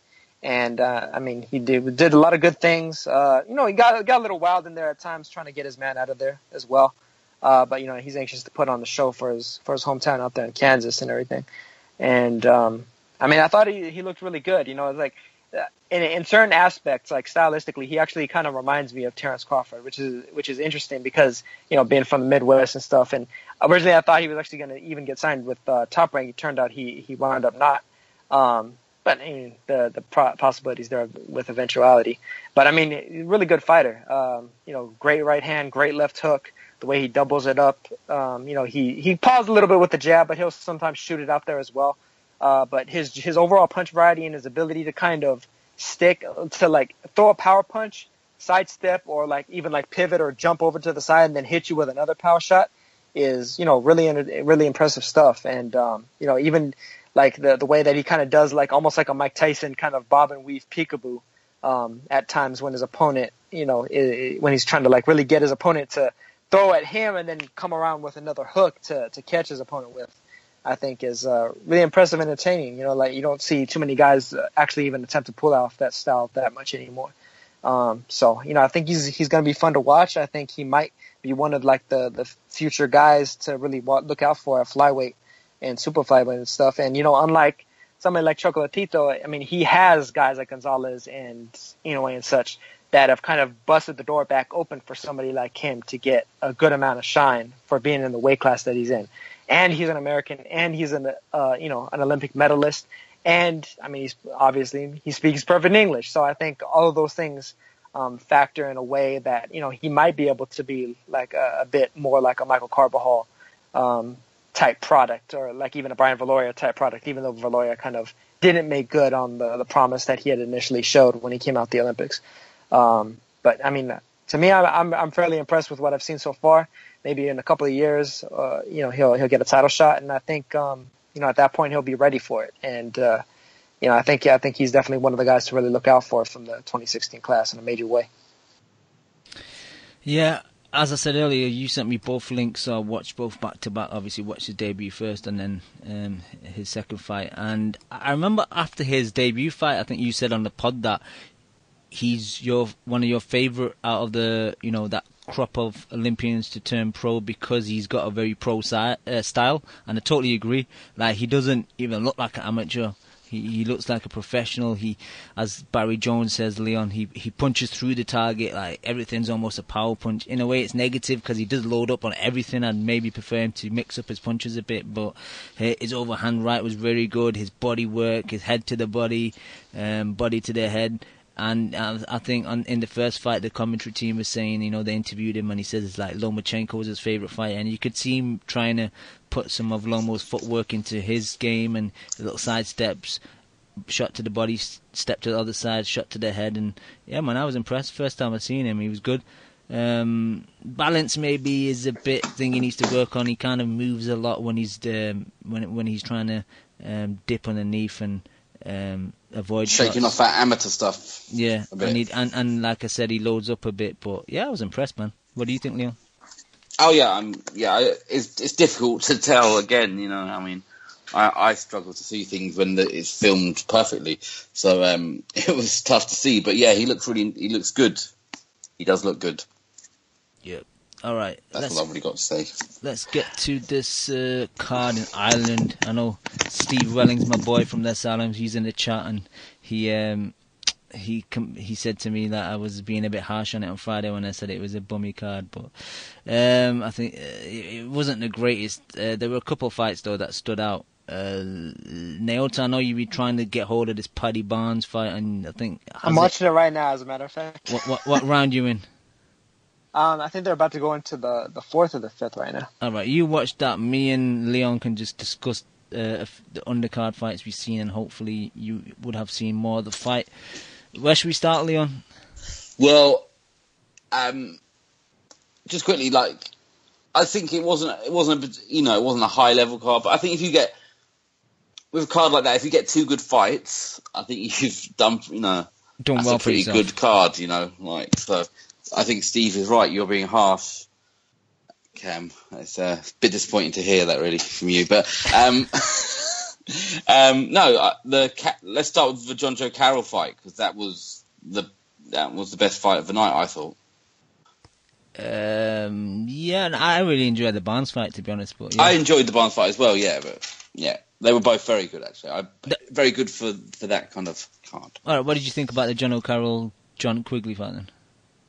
Yeah, well, Quigley's obviously kind of got some skills, but I can't stand fighters with those low hands cam like that. You know what? When I was watching him, low and low, but I mean these were by his knees, weren't they? When I was watching, I was thinking he reminds me a lot of your other favourite fighter, Lee Haskins, because he's got that low hands, and he's always trying to counter with that southpaw right hook and then pivot off, and he's just very similar to Haskins. And the head goes down, and there could be because I think he cut Carroll with a head clash, didn't he? Yep. Yeah. So it's that, but I think he did well to go the whole round because he looked like he was fatiguing in numerous parts in that fight, didn't he? So to make it through to the end, and then they both went for it at the end, and he had Carroll in a bit of trouble in that last round, didn't he? Yeah. No, he got him clean quite a few times. It was a fun fight, man, and Carroll's got an engine on him. I know. I think that last time he fought, I was questioning why he's called King Kong because his knockout percentage is pretty low. I think he's only got one knockout. And Steve did DM me on Twitter and he said it's because he's quite a hairy gentleman, which makes sense if your name's King Kong. But man, he's not got much power, and he does slap a bit sometimes. Especially when he's throwing like 5-6 combination punches, like it's inside of the glove stuff. But his work rate was really good, and I know, like Barry Jones had it quite close. One judge did give it to Quigley. It was a split decision, but I had Carroll quite comfortably. Like, I don't know about you, like Quigley's work when he was throwing more shots was good, but towards the end of the fight and down the stretch, I thought his output went really low, and he was only really looking for that counter right hook and a few other, straight lefts, but he wasn't throwing enough, where Carroll was just continuously going forward, throwing so many shots. So I thought he won quite easily. But they were the Box Nation team gave Quigley a lot of those last rounds, didn't they? Yeah. I didn't really score it fight because I just watched it today because I didn't have a chance to watch it on Saturday. You look at those fights and Quigley looked like the guy who was in trouble, who the fight was affecting and getting to. Like, he looked like the guy who was fatiguing, and so I imagine if I had scored it, it would have probably gone to Carroll. But I think he showed some toughness, and it was a good fight. But he looked like the beaten fighter to me at the end. Yeah, really good, fun fight though. Really good fight, and it clearly meant something. And it was a weird arc. I mean, it was a Steve special. Steve does love a funny little belt. And what was this? The East-West something or other IBF belt. But it seemed to mean something to them and bring out the best in them. So I guess belts can be useful in some cases. Yeah, and it was two undefeated guys as well, and that always puts on a bit of a spectacle because they've never lost before. They've got fans coming over. Quigley's from Liverpool. You probably had fans that went over to Ireland, and Carroll's in Ireland, and he's probably got family and friends there. So it means a lot more. Like, we saw it when we were at the fight in London, Leon. Team Pigford, like, those guys had something to prove, so they put on a show. Yeah, absolutely. And that's what, the criticism of Matchroom is, there are not enough of these kind of British and Irish fighters fighting each other. Well, I'm going to shit. I'm sorry to interrupt you. I'm going to shit on that next gen card that's on Friday anyway. Oh, yeah. But do you know, I've said it brings out the best in those guys. Yep. Like, when it's that kind of, if you can get a Scot versus an Englishman, Welsh versus a Scot, it brings something a bit extra to the fight. And yeah, but we did see a few kind of imports on lower in the card, and they weren't much cop, were they? It's funny you mentioned that, because I actually made a note of it, Leon. So overall on the whole card, we had 2 Bulgarian opponents, 3 Hungarians, a Romanian that lives in Hungary, and a Romanian that lives in Spain. So I think basically they just intercepted a holiday bus that was just traveling around Ireland, and they just said, any of you's box? Yep, come on, we'll have a night, because some of the opponents were terrible, man. No, it's the guy in the main fight. He was a Romanian, wasn't he? Yeah, he was a Romanian that lives in Spain. So he's probably gone to his mates. Look, do you want to come to Ireland for a jolly? Most likely. Okay, and then they turn up and go, but you've got to fight. What?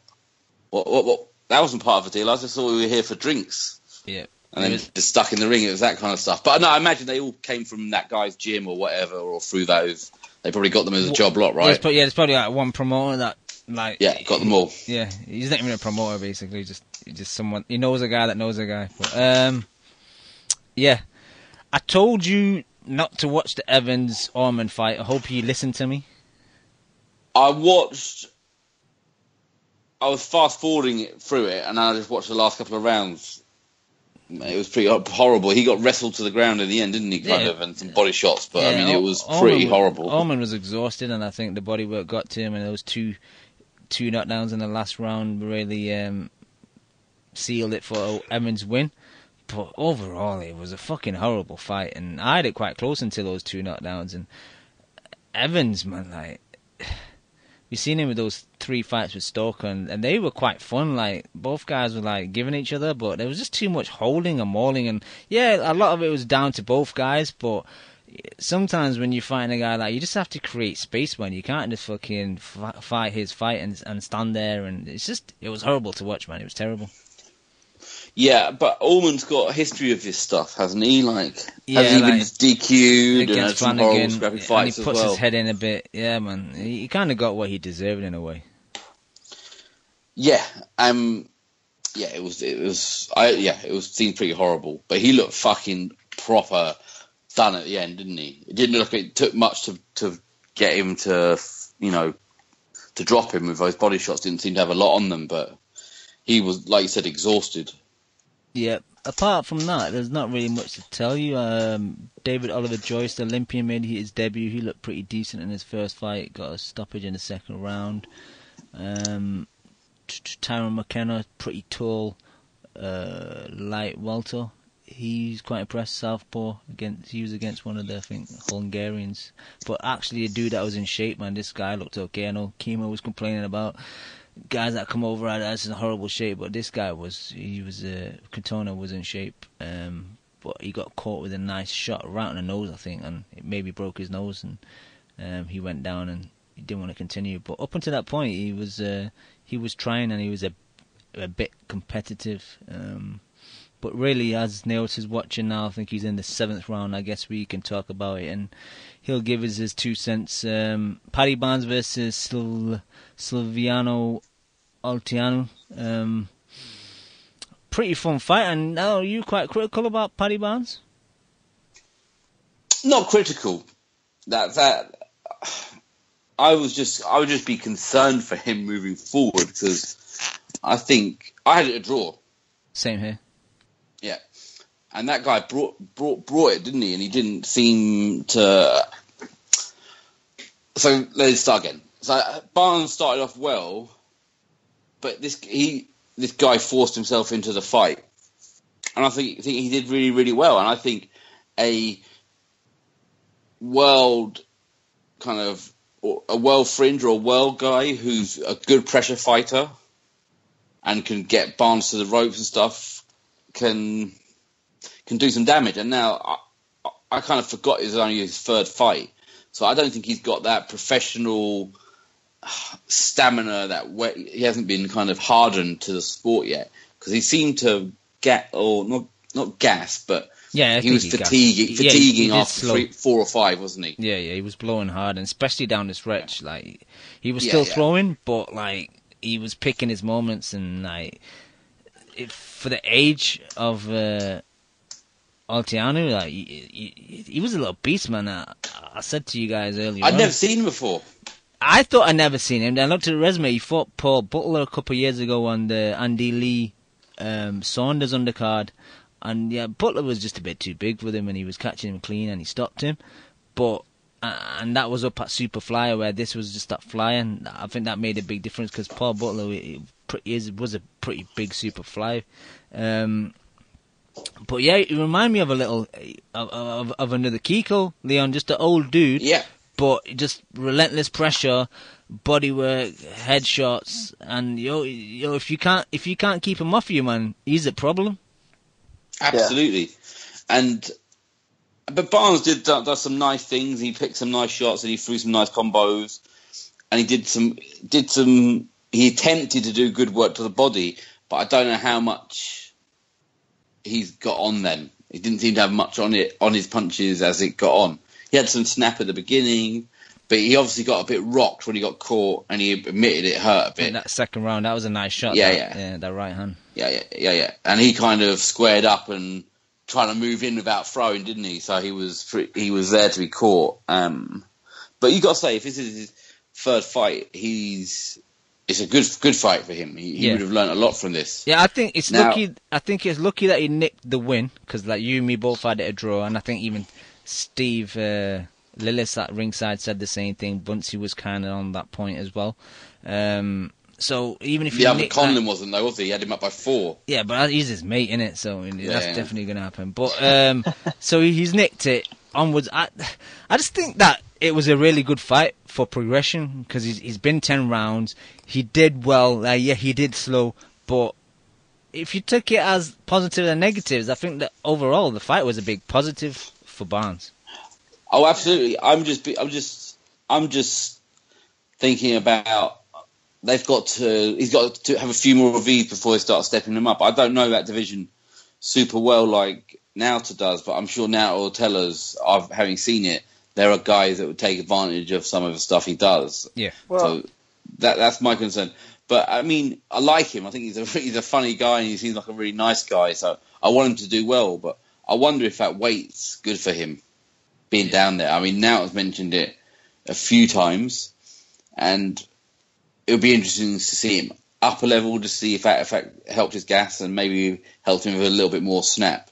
Yeah. One more point before I bring Naota in is, you said that, his snap went off his punches, and I noticed that as well, but when he throws like 3, he puts a bit of weight behind him, but when it's like 5, 6, he lands with like his fingers. I don't know if you noticed, like he doesn't really get a lot of purchase behind his shots, and maybe just throw less shots, but just throw them with more conviction. I don't know.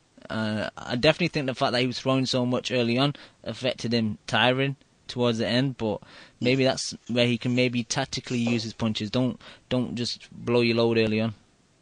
But we're just one more, then I'll let now to jump on. It's just that people might say you were being hypercritical of him, but we've heard a lot about him. He's been highly praised and a kind of done well at amateur level. So we expect, maybe unfairly, we expect more of them when they come into this in the professional game. So I think that's why maybe we might sound a little harsher. Do you know what I mean? You're like fair, you've heard but all these things, and it's like, right, okay, let's have it. Then let's see what's sometimes going on paper goes out the window, but on paper, like, you should have beat this dude a bit easier. Easy. Like 16, 11, and 1. You think, and how old is he? Like 37 or something? 39. 39. Olteanu? Yeah, so you're 39. thinking, shit, man, like 16 and 11 and 1, and like you kind of struggle with him at times. And a lot of people thought you got a draw, and I don't know, man. I think he's quite self-critical, so I think he's going to be a bit disappointed with his performance overall. Barry Jones was a bit naughty, I think, with some of his commentating, a bit one-sided in places. Yeah, he was a bit of a fanboy, I thought. Bit disappointed. I'll battle there because we hold him to very high standards, don't we, Cam? We do indeed. But Naota, have you seen enough to gauge your opinion on the fight? Yeah, I think so. I'm basically like 40 seconds left in the 8th round, and basically like I had it 4-3 going, or excuse me, 5-2 going in this round, and I think Olteanu is probably winning this round. So I mean, I don't think you guys are too far off. I think I'll probably in the end wind up having Barnes by like a couple of rounds, I guess.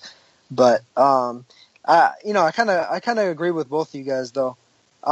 Except for the part where Liam was talking about him actually moving up. I think he should move down, to be honest with you. I mean, to me, if he was able to make 108 pounds throughout the Olympics in the past, where it's like he has to make that weight for over a week rather than, just make it and then you could blow up and eat whatever the fuck you want for the next day and then for the rest of the days after that. To me, he should be able to make 108 just fine with a 30-hour weigh-in as well. So, and being that he's 30, I mean, it's not like he's really getting any bigger with muscle anyway. And, I mean, if you look at him, his body compared to Olteanu was solid as a rock. He's a guy that normally had fought at, like, super flyweight and bantamweight, like Cam was mentioning, like when he fought Butler and stuff. And so I think it was just kind of a culmination of factors. Just like, I think he's fighting a little bit heavy, whereas Olteanu is, like, fighting like getting down about as low as he can get. And just the physicality, I don't think Barnes necessarily has. He's not really like a power puncher.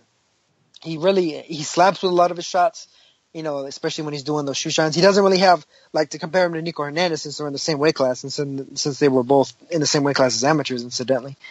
He doesn't have that same snap that Hernandez does, where it's like he's really like putting a hurting on you. It's like he's still almost like in point scoring mode, like in amateur mode. It's like almost like he's been in the amateurs for so long that it might take him a few fights to really work it out, to really get out of all those like Aiba style habits, especially because, Aiba just recently turned into a more pro style, but he was in the Olympics, I mean, way back in 2008 and 2012, where it's like they were still using that kind of CompuBox-esque, play tag you're it, point scoring style. So it's like it was just him touching his opponent, just him rattling off flurries and stuff like he does, not really like trying to actually do damage and like really put a beat down on your opponent. So I mean, for what it's worth, like him at flyweight, I think it's getting hectic now, man. I think there was at least a little bit of a window there, maybe a few months ago that doesn't quite exist as much there now. I do think Donnie Nietes, the IBF champ, is kind of the weak link of all those guys. And maybe, like, if Patty Barnes was able to get a shot at him, things might work it out. I know Patty Barnes was talking about he wants to fight Zhou Shiming because Zhou is coincidentally the guy that eliminated him both in the 2008 and the 2012 Olympics. So obviously he wants revenge, trying to snatch that WBO belt from Zhou. But I'm not necessarily sure if that'll happen. But I mean, I'm sure Zhou would be up to it. I mean, he's not with Top Rank anymore. He's promoting himself now, I guess. But I'm not even necessarily sure if he's ready for that yet, because I think Shiming might be just a little bit too quick for him. But if anything, I think Zhou or Donnie Nietes, two guys who were themselves a little bit smaller and kind of moved up into flyweight, similar to Barnes, I think is more his speed. I think somebody like Kazuto Ioka, who, even though he's another guy that came up from 105, I think he's just too much of a body banger. I think what Otianu did in this fight, the most damage he did was to the body, and Ioka is just an absolute body killer. Like that's like what he does. He breaks you down to the body, and then eventually stops you or outpoints you by you just getting tired. And that would be the order of the day there. And then Daigo Higa, the WBC champ. I mean, I've said it before. That guy's like a mini Golovkin, and he's an absolute murderous puncher. I mean, the guy has nothing but knockouts on his record, 100% knockout ratio. So, he would smash him to bits, I think, unfortunately. Yeah, that would be the exact wrong way to go. I'd say go after Zhou Shiming or Donnie Nietes. I think Zhou Shiming would make the most sense because, I mean, Olympian against Olympian, 2 gold medals and a bronze versus 2 bronzes. Whether they have it in China or in Ireland or wherever, I think they could do some good things with something like that. There's a storyline there, isn't there? Yeah, the storyline to sell the fight. So yeah, makes sense. but even then, I think Patty maybe could use maybe another fight or two, then go after Zhou, because Zhou is a little bit older, so he might be at that point where those reflexes are starting to slow down, and Zhou is very reflex heavy with his style. So Patty might be able to catch him at the right time. Okay. Cam, yes, just quickly. But I think he should move down to 108, though, to be honest. I thought you said up before, so maybe I meant you said down when you'd spoken on it before. This Vaughan character, this trainer that seems to have Danny Vaughan seems to have a lot of fighters now, doesn't he? Yep. He hasn't won much, has he? No, I don't see the attraction of a guy who was suggested was, if not an elite amateur, a very, very good amateur. Why he's with Vaughan? He seems to come out of nowhere a bit. Maybe I'm a bit casual to what he's done before, but I mean, his resume is not great. I wonder why they're all with him. I would echo that, and I'm like you. I don't know of his previous achievements, but from what I've seen, corner advice he's given, he's not really impressed me so far. Like I think I mentioned it a couple months ago, where he just gives too much information, man. Like they're not gonna take all that in. Just give much information. Give a few points. Okay, you need some water. Let's go. That's why I like Andy Booth so much for his corner work. But yeah, he just overloads his boxes with too many. Well, just say one thing. Go to the body this round. Yeah. Something like that. Boxers don't need that much information. Yeah, they're trying to Especially get someone like Barnes, he's a natural fighter. Yeah, you don't need to overload him with information. Little pointers. Yeah, but that's a great point. Followed my thought pattern on the back of that is, what the hell's happened to Seamus Macklin? I've not seen him around for a while. For a long, long time. Feels like Vaughan has got all of his fighters. Just took them all over. That field. It's a weird dynamic. It's a weird setup, weird dynamic, that whole thing. It's very, it's very odd. Yeah. My last point about this card was it was good to see Box Nation interview Burnett and congratulate him and talk about his fight last week against Haskins. Sky would never do anything like that. They don't like mentioning any boxers on the other side of the street, never mind have him live on air. So props to Box Nation for that. Well, to be fair to Sky, they did interview, and this is a very rare occasion, they did interview Conlon and Barnes, didn't they, at that fight last week? Did they? I think they did, but very rarely is it ever discussed. And I think BT although I think they're about to score a major L moving forward, they've been very good at that kind of stuff. And Box Nation's always been good at talking about the big fights coming up. Yeah. But overall on that card, I'm finished, unless you got anything to add, Leo. No, nothing. Naota, any other fights you want to mention? I did catch this Maldonado-Cano fight on ESPN. Teddy was more entertaining than the fight, I thought. The pace of the fight was quite slow, and it was an enjoyable fight for me. You got any other fights you want to talk about? No, nothing particular. I was going to watch Clarissa Shields, but Leon, it was when someone was filming the fight from the crowd with their phone or something, so I thought, no, I'm not watching. They've got silver belts in women's boxing. Yeah. Yeah, you know what? I don't even remember if that one was televised. I think it was, but on some really obscure channel. Because she's with Salida Promotions. Silver belts. She's not with. So. Leon, we might have regulars and interim soon. What the fuck? But does every fucker just get a belt in that? No, I'm just joking. I'm just joking. That's if WBA take more time into that division. Maybe we'll get some bullshit. It's mental as well, because say they're trying to build up women's boxing and make it better.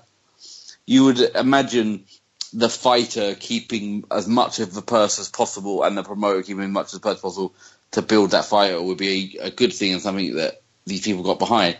But them muddying the waters with other belts just means there's money going out of the sport that doesn't need to. Yeah, you know what's funny? I don't understand it. They don't care. They clearly don't care, do they? It's like, I can make a bit more money here. Here's a silver belt. Yeah. Weird. What's funny is I had a bit of time today. I was bored, so I thought, let me see who's above Clarissa Shields in the ranking. So she's 3rd in the US, 4 in the world, and the woman who's number 1, Tori Nelson. Kind of Googled her, and she had a compilations video on YouTube, Leon. And basically, the majority of the video was pad work. A bit of shadow boxing and a few cuts to slow-mos of her fights, and she wasn't that good. So Clarissa Shields is becoming a champ very soon. I'm mark my words. Yeah. The competition that she's got ahead of her are not that good. And there's a German woman that's above her as well. Watched a bit of her. Yeah. She throws punches like she's in slow motion. So she's. So what's the point in that belt? What is the point if she's that close to getting the belt? Why give her nothing? But that's how it is, Leon. Man, they think by having a belt, so the WBC could brand her. She's our champion, and get some WBC wants a piece. Get some sanctioning fees as well. Yeah, that's right, man. If she happens to be the next female boxer to blow up or whatever. But yeah, all right. I mean, I could tell from the jump, even from the Olympics, that she was going to be a champ because really, women's boxing, the best women's boxers are pretty much AIBA boxers for the most part.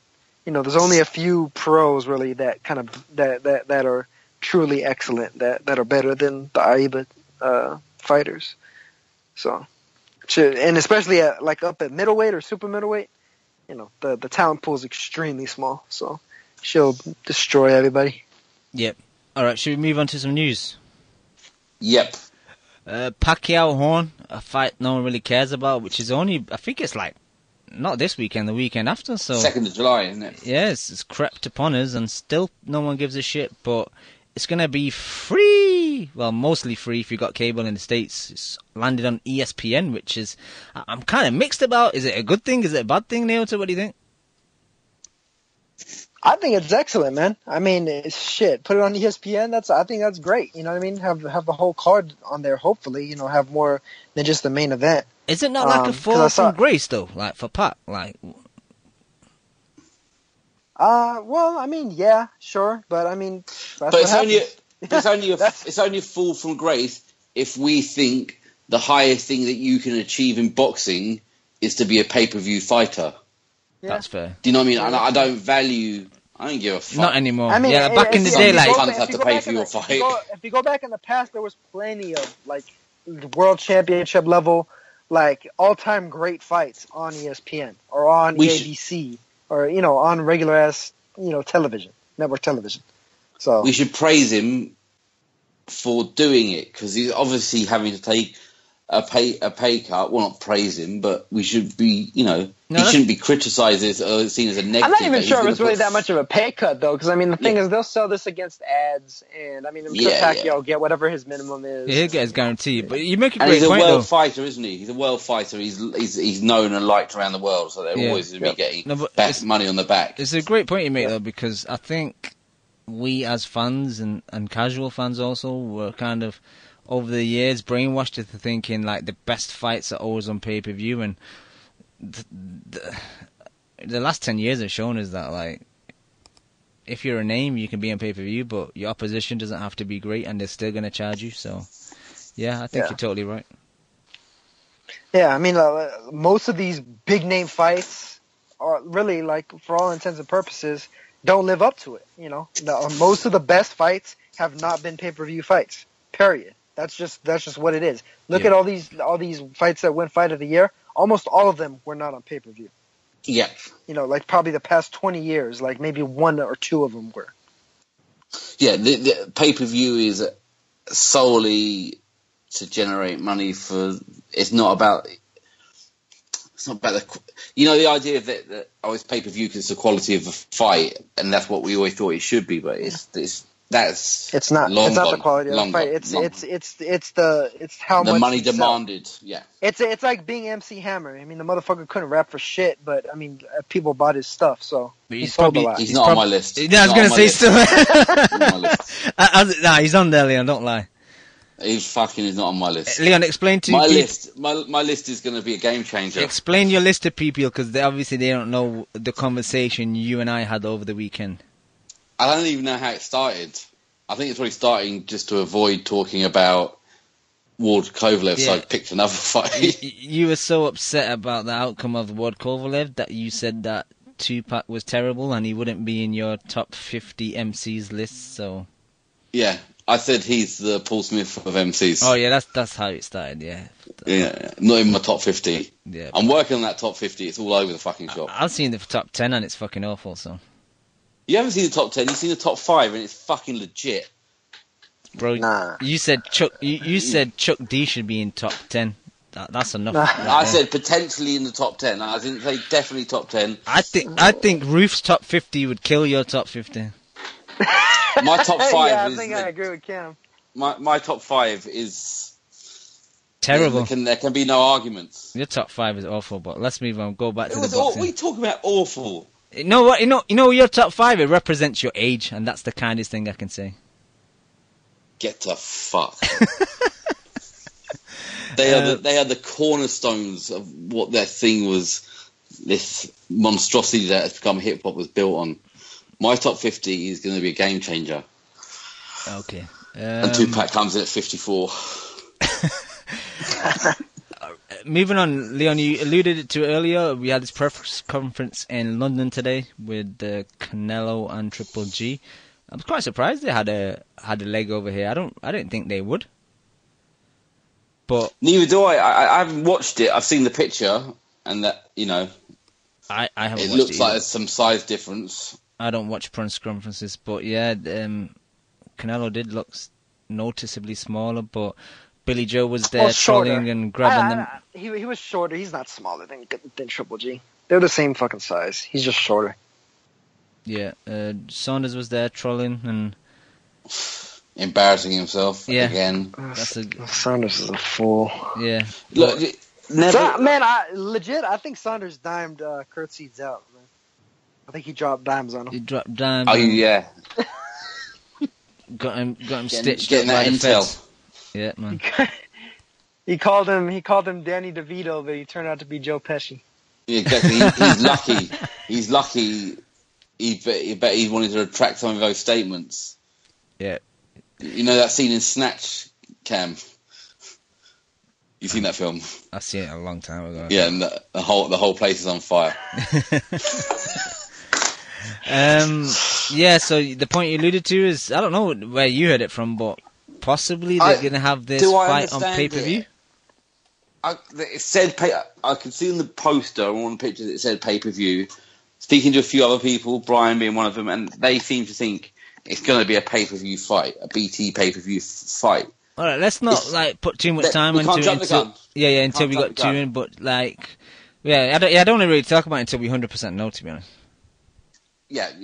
If it is, I'll just say this: if it is true, but BT Box Nation subscribers have to pay for it on top of it. Get the fuck. I don't care how good the fight is. Yeah, that's bullshit. I'm not paying extra. I pay subscription to get boxing. This is a great fight, but it should be within your subscription. You shouldn't have to pay extra to get it. It's a boxing channel. That's what you're supposed to provide us. Yeah, and look, if it is that, if they've jumped into the game, they've been in it for 6 months, and then they're going to try and do this to us, we thought they were here to help the issue. We've already got this fucking shambles over on ITV, but they've seen the money and jumped on. So if they do the same, they can get the fuck as well, man. Yeah, we've seen Canelo and Triple G free on Box Nation for fucking years. Not free, actually. Sorry, we paid for it, but it's been on Box Nation, and we've paid for it and gone, yeah, I'm all about paying for this. This is not a problem. I'll pay for this channel because they're giving me all these world class fights at this price. Not a problem. They changed it. They moved the goalposts. Cancelled. I won't cancel it. Cancelled. I won't cancel it because I still think they provide great content, but I just won't. I won't pay the extra. I'll just stream it. I'm taking a stance. Power to the people, Cam. Yeah. Well, fingers crossed I might be there, but who knows? Yeah. Any other news you guys want to talk about? Well, I didn't get to. Me and Naut haven't got to talk about the the great fight announcement from last week. You guys ducked the shows, so you can't give your point. We have to move on. Sorry. Okay, go on then. No, I'm only joking. Go ahead.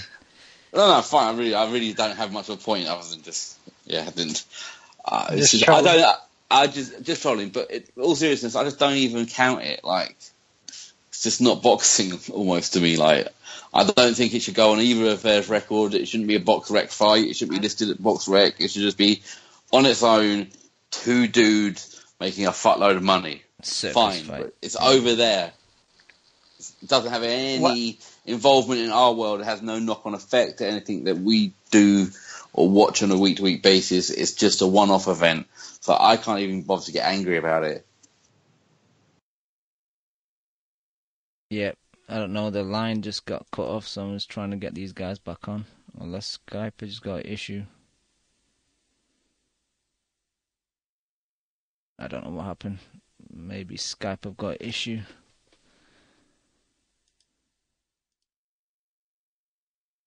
Bear with us, people. I'll try and get these guys. Hello. Back. Are you back, Leon? I don't know. Yeah. So the call just got cut off. Yeah. But I was just saying. So I don't. This is another entity, you know. Yeah. Nah. I don't know. We kind of discussed it on the show with Kimo the other day, and it's just a circus freak fight. So. Yeah. It is what it is. Trying to get Naota back on the call to give his opinion, but it's just ringing out. So. Okay. Cool. I don't know if there's much else. Has there been much? I was looking on Boxing Scene earlier. There wasn't much on there, was there? There was something I wanted to mention, but it's just completely slipped out of my mind. But yeah, it was a bit of a quiet week. It was mostly like preview to Kovalev. Everything is controversy and this and that and all that. So yeah. And have we got any fights this week? No. Looking at the schedule earlier, it's the next few weeks are kind of stop-start. We'll have like a biggish fight and then really nothing, and then another biggish fight. UK-wise, we're pretty quiet. Like, Hearn's got this next-gen card on Friday, then he's got that Buglioni one coming up. And, yeah, it's stop-start. This week, I don't think there's anything in the States. Naoto will probably know that Casemiro's fighting this week, and you guys were mentioning a PBC card tomorrow. So yeah, Leon, he's still there. We're having really big issues with Skype, so I don't know what's going on. Skype's letting us down today. Leon, are you back? Yeah, I'm back. Yeah, Skype's playing funny beggars today. I don't know what's going on. Yeah, don't worry, man. Yeah. just saying the PBC card tomorrow. Thomas Adamek is fighting a former opponent of Joseph Parker on Saturday in Poland. Yeah, it's pretty dead this week, really. Eddie Ramirez fight isn't meant to be quite good, isn't it? That Ramirez Bonnet fight. Yeah, that's what people are talking about in the chat and stuff. I'll check it out. Yeah. I'm not really too familiar with him. I think Naota maybe tell us a bit more if he can jump back on the line. But yeah, I'm not too familiar. No. And then it's a weekend. There's really very little. Is there? Nothing. We've got this. Yeah. Should we talk about this next gen thing? Next generation. Yeah. Well, I messaged you. Yeah. I messaged you today and said this next gen. So the next guys coming up, the younguns, has Stuart Hall on the card, and he's 37. Yeah. That tells you everything. Yeah, it's. I mean, everything's TBA as well at the moment. Yeah, well, yeah, I noticed that as well. But I checked the Matchroom site, and earlier on it was more or less TBA. I think like there were 3 fighters that had opponents, but I checked it just now, and there are more fighters with opponents. Anthony Fowler's not got a dancing partner yet, either as Marcus Morrison, but Stuart Hall's fighting Jose Aguilera, Bradley Saunders fighting Casey Blair. Like it's like terrible, and it's all like 6 rounders. Like I don't mind like Josh Kelly being in a 6 rounder. He's up and coming, and Fowler and stuff. But why is Stewie Hall in the 6 rounder and Bradley Saunders? Like I know he's been out for a while, but put him in an 8 rounder or something. Like what's the point? I hope this doesn't have that York Hall next gen card atmosphere, Leon, where they've tried to make it a fucking nightclub or some shit like that. Yeah, rather than just being honest like what Box Nation doing, go like, this is a fight in a gymnasium, get on with it. Yeah, it is like, what it is. That's what it's got to be, you know. But yeah, it's a pretty dire weekend, to be honest. And I don't know. Go ahead. Can we just? I mean, how is this on Sky? This should be on. He should be doing this if he hadn't already ripped off all these people who pay for that whatever that fucking fight pass shit is, because that's a trade discrimination fucking nightmare, isn't it? But why don't they just put this on just do it on their Facebook Live? Sky's Facebook Live and Matchroom's Facebook Live. Why should they be on the telly and using this budget for terrible fights? But then they're going to give us pay-per-view, how many more pay-per-views this year? I say it week after week, and I'm a broken record, but his quality of fights has just dropped. His undercards are... a couple of years ago, we used to complain about, a card with Joshua on it. Mitchell would be on the undercard. A few other names would be on the undercard. And we'll say, you know what, it's a bit of a shit pay-per-view. And now, his pay-per-view just has fucking Olympians in their 3rd fights on it, and that's it. What was the one? Exactly right. What was the undercard with Mitchell Linares and a couple other fights, and that's when Campbell lost as well. What was that an AJ one or was that a Brooke one? I think Brooke Gavin, AJ versus someone, and I think the Mitchell one on it. That was a pay-per-view, and I think we complained at the time saying, "Oh, this is a bit shit." And looking back now, that was amazing. Yeah, and we used to complain about stacked cards. He doesn't even do that now, does he? Now he's giving us people we've hardly heard of, or Stuart, God loves Stuart Hall, but if he's in he shouldn't be on this. He should be being used as a gatekeeper to fight a good person, a reasonably good guy, an up-and-coming guy. Not the A-side in any fight. Yeah, it's a joke, man. But we're going to get that May Pack shit, aren't we? We'll get the May McGregor thing will be on Sky, and he'll do a card, and there'll be a lot of pay-per-views, Yeah, I just found it, Leon. Joshua versus Kevin Johnson. Okay, not great. Fucking Brooke versus Gavin, yeah, it was terrible.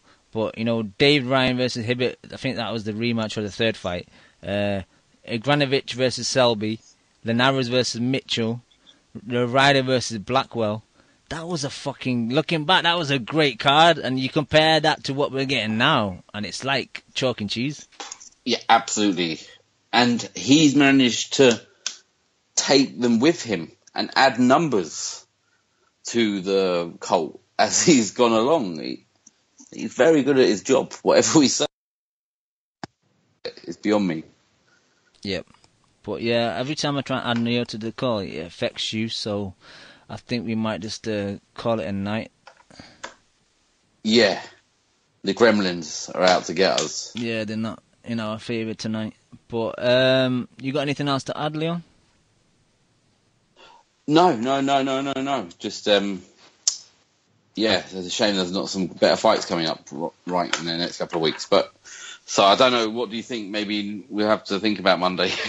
Yeah, an hour on next gen might be a struggle. if next week's fights are terrible, which most likely they will be because there's not much and there's not much news, might have next Monday off and try and bend Kemo's arm to have maybe a show on the Friday, the day before the Pacquiao fight, even though no one cares about the Pacquiao fight. But we'll see how it goes. But Naota's back. Naota, can you hear us? Yeah, man. I don't know what the hell happened. I think when Lim tried to call us back or something, I got knocked out. Some shit happened, yeah. But you got any stuff you want to talk about? I know there's this PBC card that you wanted to mention. Tomorrow it comes on tomorrow. Fox Sports 1. I'm trying to remember who. I think it was Eddie Ramirez versus Eric Bonet. And everybody remembers Eric Bonet from the Peterson fight and everything. And didn't he fight Algieri too? Porter, my bad. It was Porter. Yeah, Porter and Algieri he fought. Yeah, Porter and Algieri. There you go.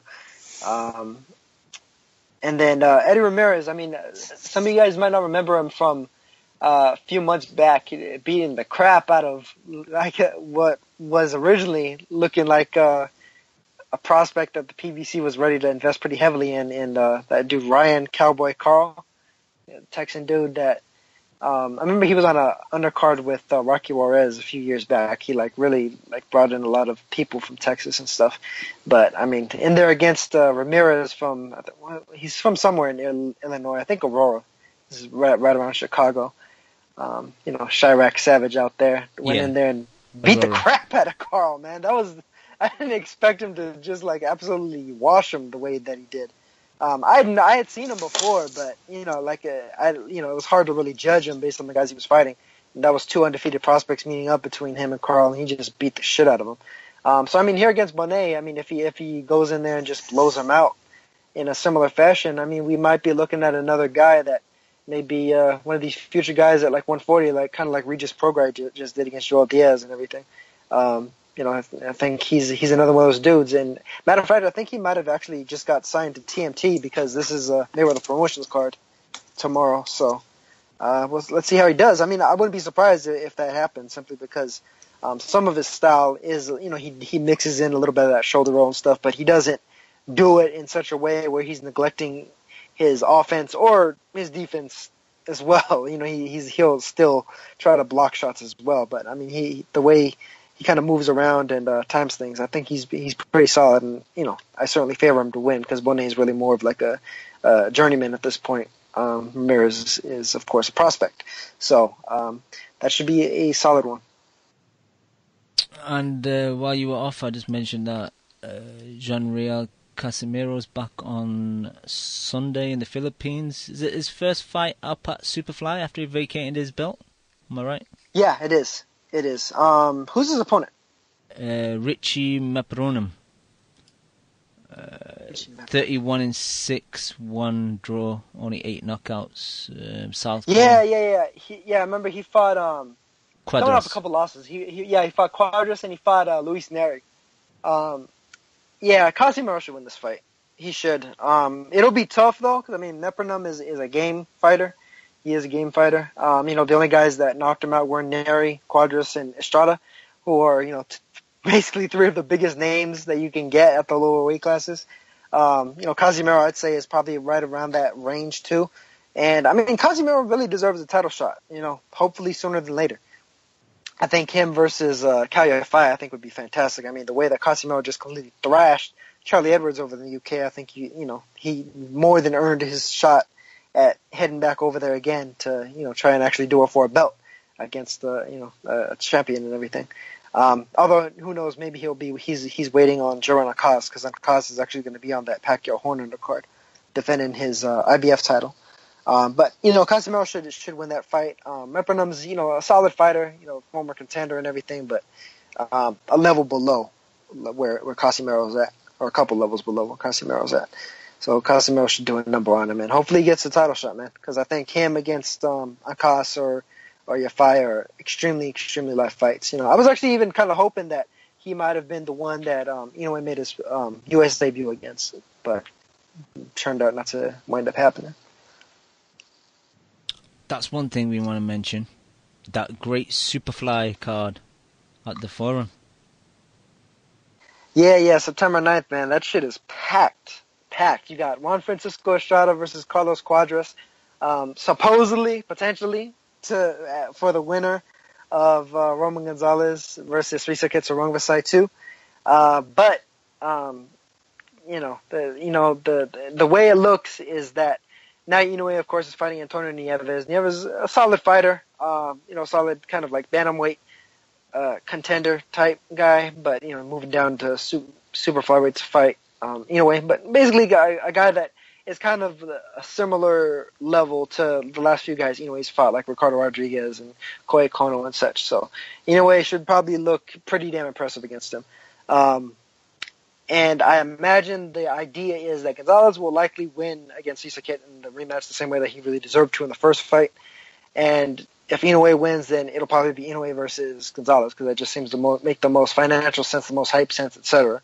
Whether that means that Gonzalez has to vacate that title and effectively the winner of Cuadras and Estrada becomes the actual WBC champion by default, or otherwise, I can't see anything really standing in the way of that fight happening. But the card altogether is just fantastic. And matter of fact, I think Cuadras versus Estrada is really the most intriguing fight of the three, even though that's my it's favorite. Like the lowest booked one.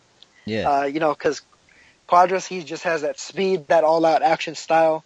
Estrada is just a technical marvel. He does everything extremely well. Like he's about the purest definition of an all-around fighter as you can get, and a fantastic counterpuncher. So I think that's really the best fight of the three. I mean, of course, Gonzalez versus Rizakit's going to be an absolute slugfest type fight, all action. Now Inoue is an action fighter absolutely as well.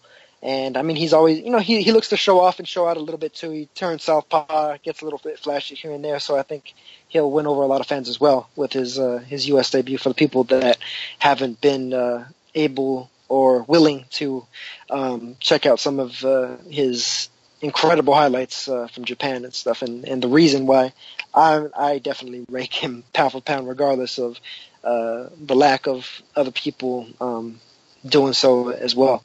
But I think it's a fantastic card. Inoue, Gonzalez, and Estrada, even if people don't necessarily rank a pound for pound, at the very least, to me, their talent level is pound for pound. Absolutely. Yeah. Depending on what happens in those fights, I think it's just a fantastic night of boxing. It really doesn't get very much better than that. And I agree. I think that Cuadras versus Estrada will steal the show. Yeah. I mean, it's a brand new matchup. I think they're on a relatively even level. And I mean, they're both hungry to get that rematch with Gonzalez. And I mean, a lot of people feel like both of them won their fights with Gonzalez, and I wouldn't even necessarily argue too hard against that. Both fights were razor thin, and I mean, they're both really good fighters, just albeit with different styles. And I think that style clash will actually make for an entertaining fight, because I think for Cuadras to beat Estrada, he has to make it a high volume fight. But at the same time, that leaves him open to those just sharp counters from Estrada. So it's going to be interesting, man. You got anything else for us? Anything else you want to talk about? I'm trying to think. I don't remember anything of that card. Well, before I was cut off, I was going to talk about the whole Mayweather thing with McGregor, the guy that I don't even like mentioning his name, but it's kind of funny because Mikey Garcia versus Adrian Broner. Mikey is a bigger favorite over Adrian Broner than Mayweather is over McGregor, and I don't know how that's even possible. That's absolute insanity to me. But I mean, yeah, Floyd versus McGregor is silly. It's really a bullshit fight. But I find it really funny because there's a lot of people that when Roman Gonzalez was first going to fight Rizakit, the big criticism was like, oh, see, Saket fought all these guys in their pro debut, and what is a lot of their hero Floyd Mayweather now doing? Fighting a guy in his pro debut. The irony. Yeah, there you go. But yeah, I'm done. Leon's dropped off. I don't know if he's got a problem with his line. But just one final thoughts I want to mention is last week Errol Christie sadly passed away after a battle with lung cancer. So R.I.P. to him and condolences to his family and his friends. And also this week Tim Hague, the UFC fighter, was fighting in a boxing match and also got injured and sadly passed away. So the same to him. Rest in peace and condolences, man. Sad, and it's a sport we enjoy, we love, and every so often we do have to do these rest in pieces and the circle of life, I guess. But Nyota, any final thoughts? Yeah, it's an unfortunate part of the game, but yeah, rest in peace to both of them. Final thoughts is, hey, there's, even though they're not necessarily the biggest names, there are still some cards going on fairly soon and everything. I know Kareem Arce is coming on this weekend as well. Down in Mexico, though, down in Televisa, so, it's a bit tough to get a hold of those fights. He's the nephew of Jorge Arce.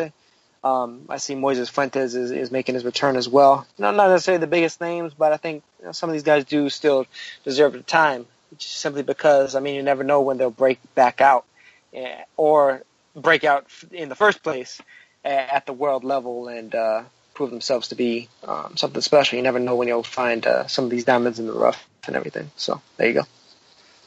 Thank you, Nyota. Thanks to Leon and Lim who jumped on earlier. Thank you to all the people in the chat and all the people that download the show week in, week out. Like I said earlier, might be off next Monday and hopefully back maybe on the Friday the 30th before Pacquiao Horn. So thank you guys. Peace. You just listened to the Boxing Coalition. Dude, man, I love boxing. I fucking love boxing. A big shout out to the Boxing Coalition. You're a newbie. No, I ain't new, man. If my fucking next door neighbour became the #1 flyweight in the world, you know what I'd do? I'd fucking walk past the cunt. Derek, how you doing, bro? I was physically burn you, blood. I disagree. First time I hear the show, man, it was fucking badass. Vamos a Argentina, la concha de su madre. I see the bomb in them. I get home and she's like, what the fuck? Me and the kid are here. Why don't you get home and talk to us? I'm like, man, you guys don't know shit about boxing. Kel, how does it feel to be the new IBF champion? Feels great. Do we really dive into the black hole right off the jump? I think he's hiding glass. Just to play devil's advocate. You want 1 portion of crow or 2 portions of crow? Give me 2 portions with a supersized fries and a large drink, please. I can't stand him, what? I'm Scottish. Cringe side? But you won't rush Anthony fucking fat ass Joshua, would you? He's not fat. How about you tell us what you weigh for your final thoughts? My weight? Thank you for listening to the Boxing Coalition. We are live every Monday, 10 p.m. to 1 a.m. UK time, 5 p.m. to 8 p.m. Eastern.